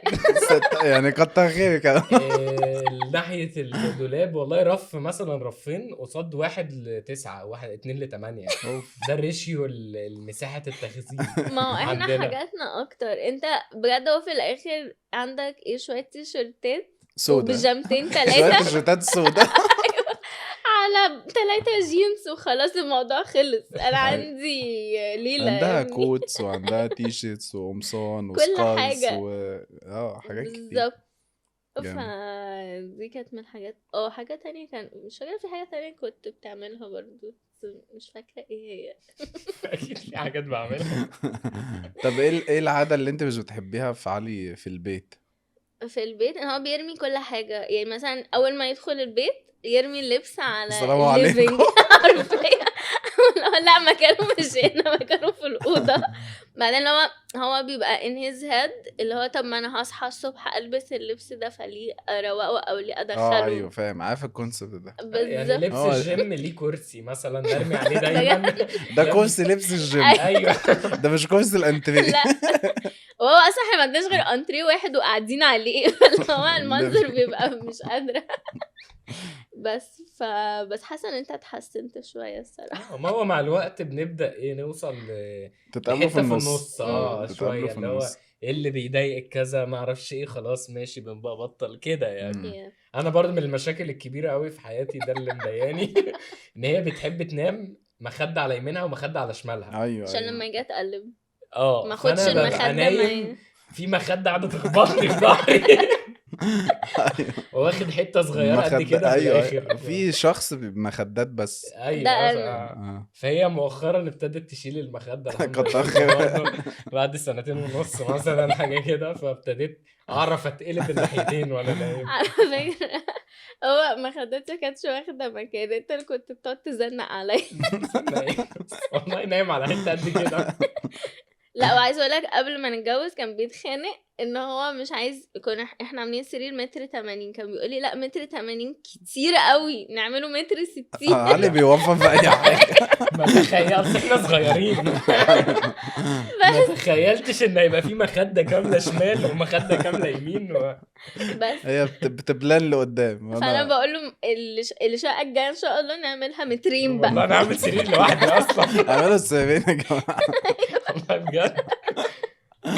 جامد بس جامد حلو قوي. طب انت ايه الحاجات اللي مش بتحبها في وانا جوه، او العادات اللي انت بتستغربها من وانا جوه في البيت؟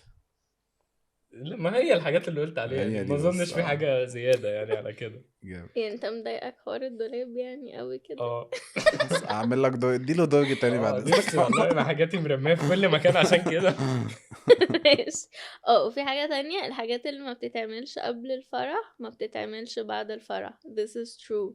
اللي هو هنظبط الأوضة دي بس ايوه ندخل بس في ونتجوز. دولاب كان المفروض يتعمل قبل مشروع. الفرح، المفروض ما زال المفروض يا دلوقتي سلام، يتعمل 3 سنين ما جيتوش جنب خلاص الدولاب. بقى. هو اصل هو ايه تحس يعني هي المفروض كانت أوضة، المشروع أوضة أطفال، بس هي امم قلنا احنا كده كده مفيش أطفال امم فتمام يعني.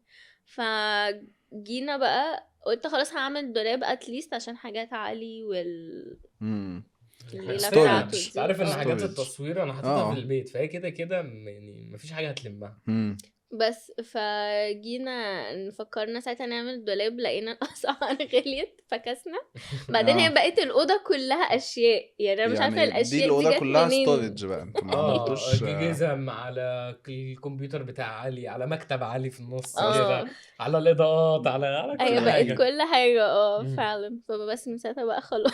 فالحاجات اللي ما بتعملش قبل الجواز مش بتحصل لا دي اه خلاص بقى تبقى حلو أحلام أوي. يعني. طب انتوا ايه الحاجة اللي لو علي لو خلفته ان شاء الله رب العالمين مش عايزها تبقى في ابنك من علي؟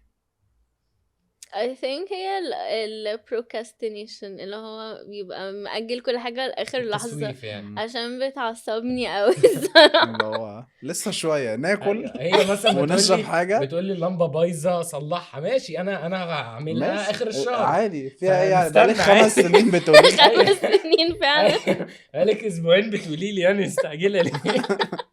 دي مش لمبه قلت لك بقى. بكره، بقالك والله في الشهرين مرة بتقولي. قعدنا من غير لمبة الحمام الأساسية دي شهرين. عشان علي ده هيعملها في إن شاء لمبه الله. تانية في للدايه كده ورا المرايه منوره الدنيا علي والدنيا ممكن يجيب تمام. لك تيوب يحطها لما تيجي تدوسي على التيوب. لا انا منور كشاف الموبايل وخلاص. والله بعدين آخر ما زهقت جبت اللمبة أونلاين، قلت له خد ركبها يا إما هطلع أركبها أنا بقى. طب بس وانت ايه الحاجة اللي مش عايز تبقى في بنتك منه انا؟ مش عارف. مش عارف لا فكر بجد. ايه قولي لي انا ايه بيستفزني طيب او بيضايقني؟ الزن. الزن، بس يعني كده كده الطفله هتزن يعني مش هنقول لها ما تزنيش. والبنات عامة يعني بتعمل ده، يعني انا حاسس ايه ان هي باي ديفولت هما جايين كده على طول. ده الديفولت بتاعه. ايه تاني؟ هي لا متهيألي بترن مفيش. كتير، بترن كتير رنا، بترن؟ يعني بتتصل بزن. كتير. لا خالص. وان مس ذا كول. لا عادي، او بتبعت لي واتساب، بس انا ببقى رايح الشغل وهي عارفه ان انا في الشغل وهرجع اه وخلاص يعني. اه بتكلمني لو في حاجه غير كده، لما بنرجع بنقعد نرغي بقى. بس هي الزن لما بتبقى عايزه حاجه، هي اللي هو وهي شخصيتها عايزه تخلص الحاجه من الاول عشان تستريح، انا وانا كده شخصيتي بسيب العكس الحاجه لاخر تماما. ثانيه اعملها. انت حامية جدا وعايزة اخلص، وانا ليه الدنيا لسه ايوه بخير. طالما ما جوعناش ما متناي مش لازم ناخد خطوه. لازم حاجة تجيب اجله. بالظبط. وفي الاخر يعني انا ببقى الفكره ان انا عارف ان انا هقدر اخلصها في ال5 دقايق، فهسيبها لاخر 5 دقايق، م. فبتبقى ماشيه كده يعني. لا وانت لا بس دي اللي بتبقى stressful عارف. قوي. انا ببقى قاعده اللي هو لا على اعصابي بقى، اللي هو لا انا احب اعمل حاجه وارتاح ما افكرش فيها تاني. اه بس حلو قوي. بس مفيش حاجه بضايقك فيها يعني. لا والله انت زي الفل. ما شاء اصيل الله. يا طلع لكم بقى الأسئلة بقى. هو كل ده انت لسه مطلعش؟ لا كل ده احنا بندردش. قول لي بقى ايه الصفات اللي ما كانتش باينة فيكوا قبل الجواز وبدأت تبان مع الجواز؟ يعني كل واحد استكشف حاجات كده، وانتوا صحاب حاجة، وانتوا بقى لما دخلتوا بيت واحد حاجة، قعدتوا 3 سنين اهو. فحاسس يعني قول لي الحاجات الحلوة والحاجات البوزيتيف والنيجاتيف. ابدأ انت وانا هنط معاكي في وهو لا قول هينسباير. عشان انا اقبل ما افكر. انا بفكر. هما انتوا الاتنين بتنسباير. هقول لك ايه حاجات اكتشفتها بعد الجواز كصفات او كده، فيا انا وفيها ولا فيا انا بس ولا انتوا الاتنين. انت اكتشفتي ايه طيب فيا مثلا ما كنتيش شايفاه؟ اصل هو الفكره ان احنا قعدنا سنين كتير قوي مع بعض قبل ما نتجوز بس على فكرة دي تجربة ودي تجربة تانية خالص. هي it does، بس هو في نفس الوقت عشان يمكن الجامعة بتاعتنا احنا كنا بجد ساعات بنطبق مع بعض، عندنا مشاريع بجد بنقعد لغاية متأخر. وبحس كمان يعني دي الميزة الصراحة ان انا عرفت عليه من الجامعة، ان هو في ضغط، يعني في انت احنا بتشوف بقى اصلا الواحد وهو اتقابلنا في قرفان. الضغط. ايوه هو متخانق ومش طايق نفسه، فانت بتشوف السايد الوحش برضو، مش بس زي حد مثلا هم مخطوبين مش عايزه اقول صالونات، بس اللي هو لسه متعرفين على بعض هيقعدوا سنه، بس هو اخر ضغط هيكون ضغط الشقه بس مثلا. فبحس يعني عشان كده مش عارف، مش حاسه ان انا اتفاجئت مثلا بحاجه في علي يعني. ده my point of view يعني. انت حاسس ايه؟ مش عارف، حسيت الضحك او الكوميديا مثلا بجد يعني ايه يعني هي في الخروج في الجامعة في البتاع شخصيتها غير بقى لما يبقى معاك حد في البيت.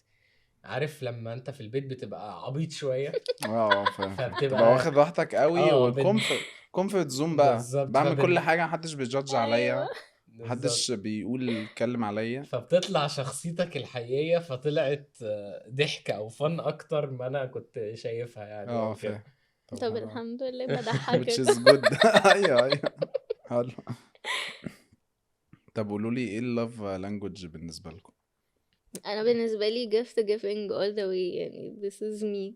يعني بحب الجفت وبحب اريسيف جفت، بس انا عارفه ان علي is not gift giving يعني. علي ممكن يدخل انا الجمعية حرفيا يقبضها لي جايزة الأول هو ده علي functional قوي أيوه الصراحه. انا فعلا كده، انا كده يعني. انا الجيفت بتاعتي زمان مثلا هي كانت بتحب السفر، قلت لها خلاص اصبري عليا شويه اكون نفسي وبتاع وهنقضيها سفر. هو أيوه كده اللي صح هو انا عملي، هشتغل هعمل، هنتعب مع بعض سوا، هنشتغل وهنعمل مثلا اللي احنا عايزينه. حلو أوي ما شاء فتفكيري طول الله عمره الناحية ما شاء الله العملية بحت يعني. يس حلو حلو ده أوي الفكرة حقيقي. بقى ان هي لما بتبقى عايزة تخاطبني باللاف لانجوج بتاعتي بتجيب لي هدايا برضو عادي، أصلا فاهم يعني.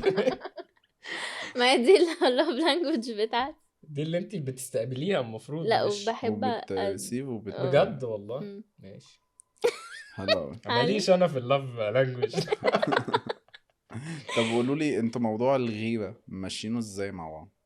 ما يعني هل اعتقدش انت ان بتغير ولا في رولز حاطينها انتوا الاتنين سوا ولا يعني موضوع الغيرة بالذات يعني مم. انا بالنسبة لي مع صحابي لما كل ما اقعد مع اتنين الاقيهم مدايلين ديل مختلف عن الطبيعي. مم. في ناس عندها حاجات ريد لاينز وفي ناس عندها حاجات قشطة. yeah. فهل انت مثلا بتغير او غيرتك دي رد فعلك بيبقى عامل ازاي او فاهم السيتويشنز نفسها؟ انا يعني مش عمرنا ما خططنا او اتكلمنا في حاجة زي كده. يمكن عشان برضو احنا صحابنا صحابنا common كومن. everything is كومن common. كل حاجة. حتى في السوشيال ميديا يعني الناس اللي هو بيتعرف عليهم انا بتعرف عليهم، فما تحطناش في موقف يبقى الحمد فيه لله غيرة الحمد لله. او يعني ما اظنش ان اتحطينا عمرنا في موقف بس انا دايما الثيرابي يقول لي اللي هو انت محتاج حتى لو في حاجات احنا ما اتحطيناش فيها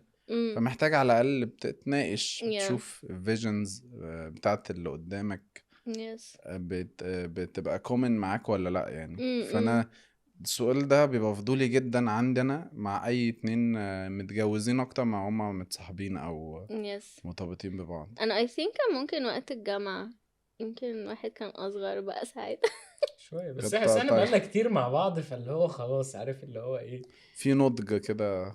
خلاص يعني عدينا المرحلة يعني I بتاعت think ممكن وقت الجامعة كان ممكن ابقى انا يعني انا personally عشان كمان كان علي my first relationship. ف يعني كل الايموشنز اللي عندي هي طلعت في relationship دي. ف I think في اول ما كنا مع بعض انا كنت بغير قوي صراحة، بس I think يعني كل ما بنقعد مع بعض اكتر وبنعدي بوقت اكتر حاسة ابتديت اللي هو لا I'm good يعني. مش يعني كنت بحس اني اوفر سيكا الصراحة. حلو قوي تقعد تقول لك هات الباسورد بقى لا انا لحد النهارده يعني اهو تليفوني ما عليهوش باسورد بيفتح بجد. عادي. طب لا ده غلط ده حرامي مسكو يعني هيندمك طول حياتك هتندم بقى نعمل له يعني لوك اعمل وخلاص باسورد بقى. وادولها بس ايوه ما هي عامة تسيبوش كده. هو ليه يعني ليه باسورد مش شغالة، مش مفعلها، بس هي نفس الباسورد بتاعتي هي الباسورد مم. بتاعتها عامة. لا وده سوري انت للهاكر اللي عايز يسرق الاكونتس لو جبت باسورد عالي هتلاقي كله. لا وده ونفس باسورد اللابتوب. ونفس يا باسورد لهوي اللابتوب. ده انت خلاص بقى ما تعرفش. انت علي انت عارف وعلى هتعمل فكرة ايه. الكريدت كارد بقى الباسورد بتاعه 2 3 4. انت اول ما تخلص الحلقة انت عارف هغير هتغير كله. كل حاجة. جامد جامد حلو قوي والله. احنا وصلنا فين اتعلمت من وانا ايه؟ اتعلمت من رنا ان بقى عندي احساس. يا عديم الاحساس. والله بجد انا كنت بني ادم روبوت قوي، كل حاجة بعقلي، كل حاجة عملي جدا، ما فيش خالص احساس. ما في احنا برضو انا بيتنا احنا 3 ولاد، فعمري ما اختلطت بفكرة ان عارف يبقى في بنت متربية معاكم فتكسر شوية. عادي احنا بيتنا السرير ده حلبة المصارعة. جفاف ايوه جفاف في المشاعر ايوه البيت ريحته تستوستيرون ده. هو لازم تبقى ايوه ما ينفعش تبقى ايوه بالظبط. ما كان حياتنا ناشفة قوي.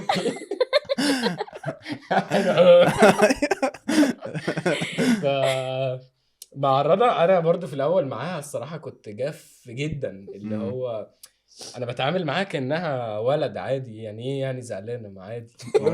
احنا ما فيش حد بيزعل عندنا، يا اما بيموت بيطق يموت يا اما بيكمل. عادي لا الزعلان بنتريق عليه يعني ده حوار اللي هو تاني انت هتعيط زي البيبي كده يعني. فعلمتني ابقى اللي هو حته الرحمه، يبقى قلبي حنين. حتى لاحظتها في حياتي عامه مع الحيوانات، مع البيبيهات. مم. كان اللي هو بيبي بيعيط خلاص فين روحوا بقه. بقى. ايوه لا هيسلتم له بقه سلتين هيروحوا بقى يعني لسه. وجع ده يعني كده. فكنت عملي جدا. هي دخلت في حياتي حته ايموشنز عامة. مشاعر. فهمتني اصلا يعني ايه مشاعر ما كنتش فاهمها. مم. وابتديت افهم بقى. انا دايما احنا برضو يعني مامتي ربنا يمسيها بالخير كانت متبهدله معانا، لان اه احنا 3 ولاد 4 وكنا اشقياء رجالة. جدا، 4 رجاله في البيت. فلما بقى فهمت شويه من رنا البنات بقى عاملين ازاي وبتاع والتعامل ازاي ويعني ايه ايموشنز وكده، مم. ابتديت اجمع بقى ليه كانت ماما بتتخانق معانا وليه كان بيحصل مشاكل في البيت ايوه ايوه وكده. هي دي الحته اكبر حته يعني ما اعتقد شاء علمتها لي. الله. الحتة دي احنا كنا عكس بعض فيها خالص، مم. عشان بقى احنا العكس، احنا البيت كله بنات، مم. وكان بابا مسافر، فكنت انا وماما، وكان ابراهيم اخويا صغير برضو، فكان كله ايموشنز بقى. مم. و... فاللي هو كنت ببص عليه، هو اللي هو ازاي في حد كده ازاي في حد ما عندوش مشاكل؟ ازاي ازاي كده في طوبة بتتكلم؟ هو ازاي شوف طوبة كده بتتكلم. اللي هو يعني في البيت. طيب يعني ايه مثلا، يعني فكرة ان هو مثلا، يعني احنا مثلا في البيت مثلا الصبح، لا ماما لازم تبوسنا تحضننا، الايموشنز دي. الحاجات بعدين بتاعت البني ادمين العاديين. بعدين هو علي اللي هو لا ما عندناش الجو ده. لا اوكي تمام. بس طب انت I'm اتعلمتي happy. ايه من علي؟ من علي I think اتعلمت ان انا بقى افكر بمخي شوية، مم.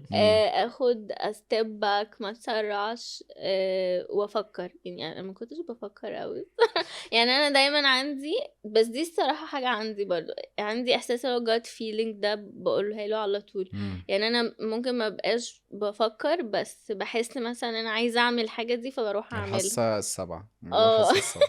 او اللي هو مثلا الشخص ده انا مش مرتاحه له، فخلاص مثلا هبعد شويه او هبقى مش واخده راحتي معاه. مم.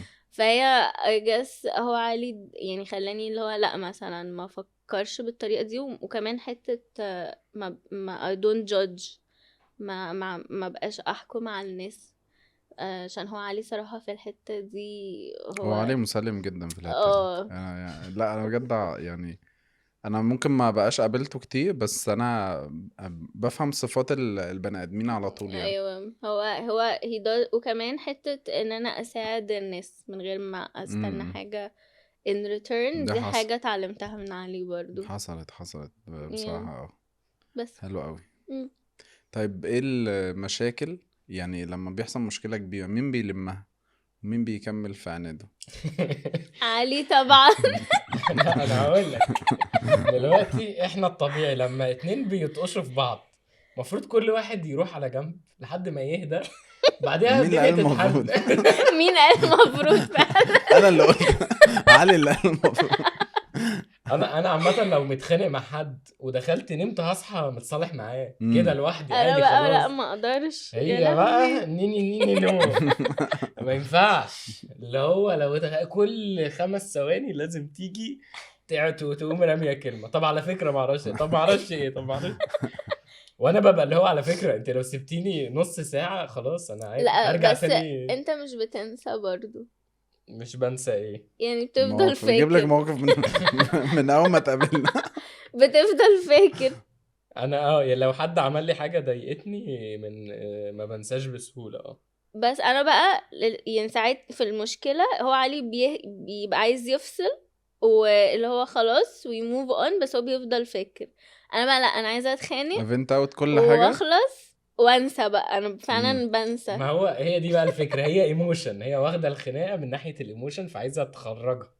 انا في مشكله فلازم نلاقي لها حل علشان نبطل. دي حاجه تانية، مثلا بقى متعصبه من حاجه وانا جاي افنت اوت اللي هو عايزه احكي، اطلع علي بقى بقى كل قاعد حاجة.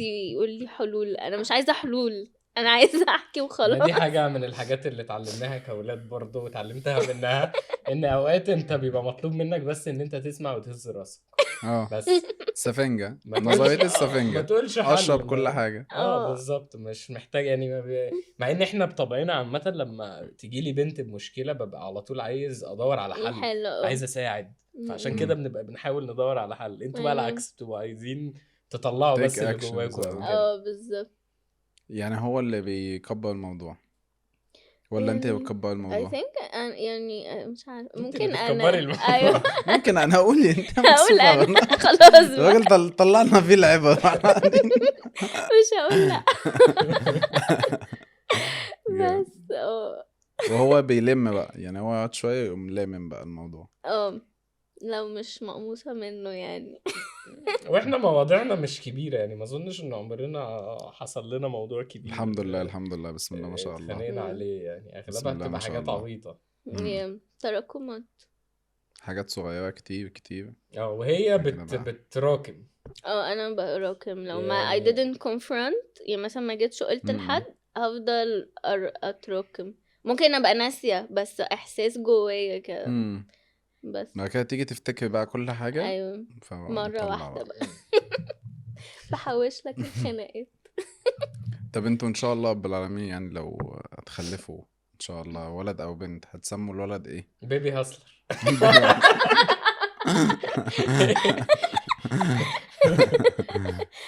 انا حاسس الاسامي تبقى كرييتيف، مش عارف ليه. ما اظنش مش يعني، بس عارفة. قولي انت نفسك في ايه الاول.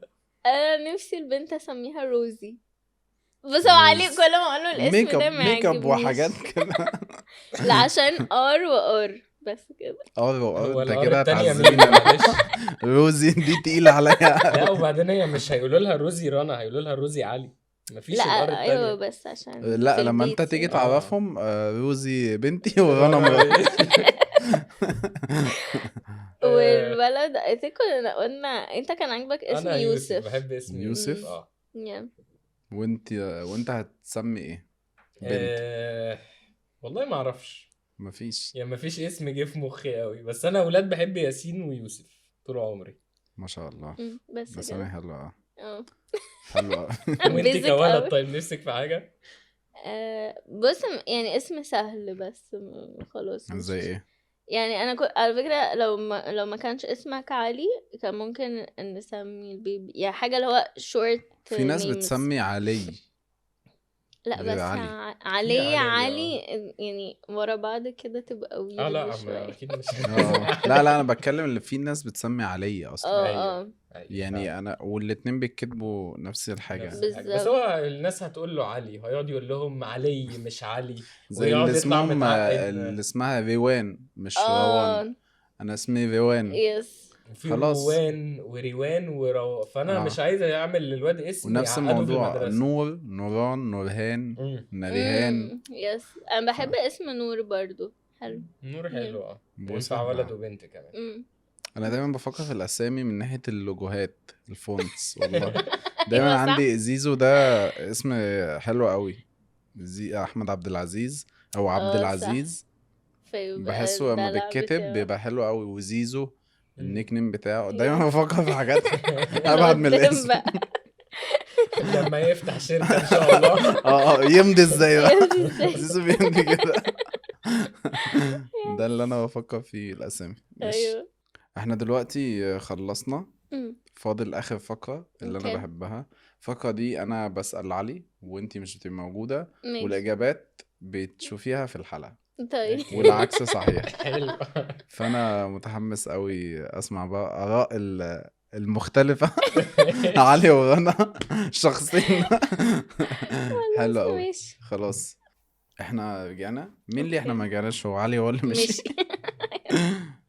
الرولز بتاعت الجيم دي ما ينفعش ما تجاوبيش. ما ينفعش تقولي لا مش فاكرة مش عارفة. ماشي. يعني عادي هي جيم، يعني ماشي. افتكر في الاول وفي الاخر اللي هي جيم. اوكي ماشي. اول سؤال بيقول بعد كام سنة من دلوقتي اوكي. لما ان شاء الله تخلفوا هتقولي لولادك انا اخترت علي عشان ايه؟ دي تحس ان هي اسئله بعد الساعه 12. أم... مش عارفة، ممكن عشان هو يعني مش نقول ايه، بس هو في حاجات كتير. اهدي خالص وفكري وقولي. أم... حاسه ان انا هبقى زي جو ماما وبابا قوي، اللي هو اخترت علي بقى عشان هو يس مسؤول يس، قولي. وكويس. بصي فكري بجد اكني قدامك هما، وانتي تيجي قاعدة اوكي. كده بالليل بعد الساعة 12 زي ما انتي قلتي، وبتقولي انا اخترت، انت عارفين يا ولاد انا اخترت باباكو عشان ايه، فاهمة؟ ايوه، ما هو بص لو كده هقول لهم فعلا انا اخترت عشان هو شخص مسؤول، وان هو شخص سمارت، يعني اللي هو انا حاسه ان انا مرتاحه وانا معاه. يعني ما اعرفش، هي الفكره زي ما بقولك ان انا معايا، ان هو الموضوع emotional feelings اكتر، ما بفكرش في الحاجه نفسها. بس هو لو هفكر هو فعلا، او هختصر كله في كلمه، ان هو شخص مسؤول وبيحتويني، بس كده. حلو قوي. بس بس بسيطة. لو هتدي نصيحة لعلي هتقولي له ايه؟ be more organized. بعد اذنك يعني انا لو كمان سمحت. انا كمان بشارك نصيحتها. بس طموحك في المستقبل تحققوا ايه مع بعض ان شاء الله؟ ان احنا يبقى عندنا a good family وعيلة كبيرة. يعني انا نفسي يبقى عندنا عيلة كبيرة. بس هو احنا كده كده كل واحد ليه his own separate career و he's growing ومتطور و doing well فيه يعني. بس حلو قوي. ايه هو الكواليتي تايم بالنسبة لك مع علي؟ اتنين. اول حاجة ان احنا بالليل كده بقى بعد مثلا يوم يكون صعب، نقعد كده نفتح التلفزيون نقعد نتفرج على مسلسل او فيلم، او مثلا هو داخلين ننام بقى نقعد نرغي في اي حاجة لغاية ما ننام. اللي هو بس العشر كده. دقايق قبل النوم ده. ايوه بالظبط. بس حلو كده. قوي. yeah. مين اكتر حد فيكو هيتعب لو التاني مش موجود في حياته؟ أمم، حاسة انا مش عارفة، اصل احنا كان اخر فترة كان علي مسافر وانا كنت في مصر. حاسه ان انا لا، يعني مش متعوده صراحه على البيت من غيره. مش عارفه بقى هو متعود على البيت من غيري ولا انا لا. حاسس ان انت اللي هتتعبي اكتر عشان علي عملي ايوه اكتر، انا حاسه كده وممكن هو برضه. يتعب من جوه بس مش اه مش هيبين ده. لا، وانا شخصيه اعتماديه، بعتمد عليه امم يمكن يكون بعتمد عليه اكتر من ما هو بيعتمد عليا. يعني هو في الاكل والشرب والحاجات دي عادي، هو لو عايز يقوم يعملها يعمل. عادي. بس هو سايبها لي كده يعني. ايوه فاهم قصدي. بس لو دي اخر مرة هتشوفي علي فيها ليه كده؟ هتقولي له ايه؟ مم. لا مش عارفة، دي emotional قوي. لا مش هقدر. مش هقدر. احنا قلنا ايه؟ طب على حسب، هل مش هشوفه عشان يعني خلاص حصل لا هسيبه قدر الله، ولا حصل لا قدر الله حاجة ومش هتشوفوا بعض تاني. يعني متخانقين يعني مثلا؟ ما يعني شوف انت السيتويشن اللي انت عايزة مش هتشوفيه تاني فيها. ما ممكن يبقى مثلا مش هشوفه عشان هو اتخطب بقى وانا معرفش. لا مش هتخطف. مش هتشوفيه عشان حصل ظروف ما بينكم مش هينفع خلاص، مش هتشوفيه تاني. هقوله ربنا يوفقك بقى في حياتك. يعني مش عارفة اعمل ايه. ماشي لو انت عايزة تقولي له كده خلاص. هو بس المفروض هو يشوف الفيديو ده واقول له هتخسرني. اقابلك بعدين نشوف مين اللي فينا اللي نجح. بس حلو. طيب. معانا دلوقتي آخر سؤال. امم لو عزرائيل جه امم والمفروض ياخد روح حد فيكم، امم هتقولي له ياخد روحك ولا ياخد روح علي؟ لا ياخدني انا الاول. انا بجد؟ دايما ايوه، يعني انا نفسي لو حصل حاجه لا بعد قدر الشر الله بعد الشر. يبقى انا قابله عليه، عشان مش هستحمل ان يبقى العكس. امم بس كده. حلو قوي. مم.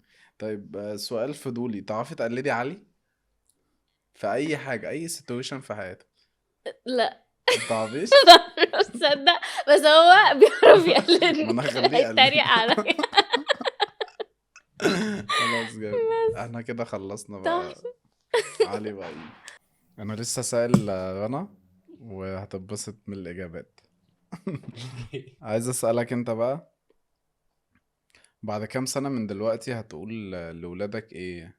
انا اخترت رنا عشان ايه؟ هقول لهم انا اخترت رنا علشان آه، عشان عشان هي هتبقى ام كويسة ليكم وهتعرف تاخد بالها منكم. ماشي. اجابات راجل عملي قوي. مش عارف اقول ايه الصراحة. النصيحه هتقولها لرنا.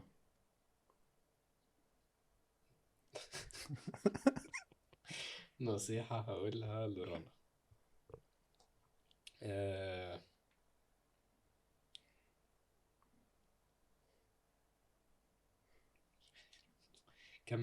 استمري في الشغل وفي الحاجات اللي انت بتعمليها عشان ان شاء الله توصلي لحاجة كبيرة. ان شاء الله. طموحك في المستقبل تحققوا ايه مع بعض؟ نلف العالم. هي جامد. قالتها ولا ايه؟ جامد. ايه هو الكواليتي تايم بالنسبة لك مع رنا؟ بحس في ساعة كده مثلا قبل ما بننام بنبقى خلصنا بقى كل الشغل واللي خرج واللي راح واللي جه وبتاع، بعديها بنقعد بقى بنبدأ نرغي بقى مع بعض، نحكي بقى اليوم حصل فيه ايه ومعرفش ايه وكده. مم. او اوقات لما بننزل نتمشى، يعني اوقات كتيرة كده لو يلا ننزل نتمشى رياضة، طول ما احنا بنتمشى نقعد نرغي او كده. حلو. مين اكتر حد فيكم هيتعب لو ساب التاني؟ اعتقد هي. كلنا قلنا كده. اعتقد مش هي. هي بس، انا قلت كده. كوزي قال كده، عمرو قال كده. اعتقد هي لان هي ايموشنال اه قوي، اه. وانا برضو كنت اول واحد هي عرفته في حياتها، فاعتقد الامباكت او الصدمه هتبقى اوحش ان عليها شاء يعني. الله ان شاء الله ان ده شاء ما الله. يحصلش يعني. انت تعرف تقلد رنا؟ بعرف في اي اقلدها. في اي سيتويشن ممكن تقلدها؟ آه، رنا لما بتتكلم، اصل هي رنا كلامها بطيء في الطبيعي، مم. فاللي هو ممكن تلاقيها يا علي بقى ما تنساش تجيب الحاجة. هتلاقيها كده. ايوه جامد. طيب لو دي اخر مرة هتشوف فيها رنا هتقول لها ايه؟ لا السلام عليكم عادي. جامد. ولا اشوفك في الجنة بقى ان شاء ان الله شاء يعني. الله ان شاء الله تتقابلوا في الجنة يا عم سوا. طيب لو عزرائيل نزل لو عزرائيل جه اه وهياخد روح حد فيكم انتيكا، روح انتيكا. انا امي هتزعل منك قوي. يا عم احنا مالنا احنا إيه، ما هو المشكلة لو أنا ما عنديش مشكلة عادي على فكرة، صباح الفل قشطة أغني، بس أنا هيبقى خوفي عليها هي بعد ما ياخد روح أنا. ايوه بعد الشر. فهسألها أقول لها إيه يعني إيه دنيتك؟ نقعد أنا نخطط. بيس أنت إيه؟ كده. لا لا ان شاء الله مفيش اي حاجة. عامة احنا خلصنا الأسئلة. بجد والله والله أسئلة تشيل كده حلوة. بس احنا خلاص خلصنا الحلقة، وانا بجد كنت مبسوط قوي. واحنا احنا كمان. وحلقة كمان. تشيل كده وضحك اكتر، ما يس. فيهاش الحمد لله دموع وايموشنز. وانا اتعرفت عليكم اكتر، وكان في حاجات كان عندي فضول انا شخصيا اعرفها. فانا يس. متأكد ان الناس هتتبسط يعني، ان شاء الله تتبسط. بجد نورتوني يا جماعة والله قوي قوي، وبشكرك يا علي تاني على إيه انك ميرسي بس، إحنا اللي قوي. وافقت نشكرك. يا وافقت بكل سهولة يعني.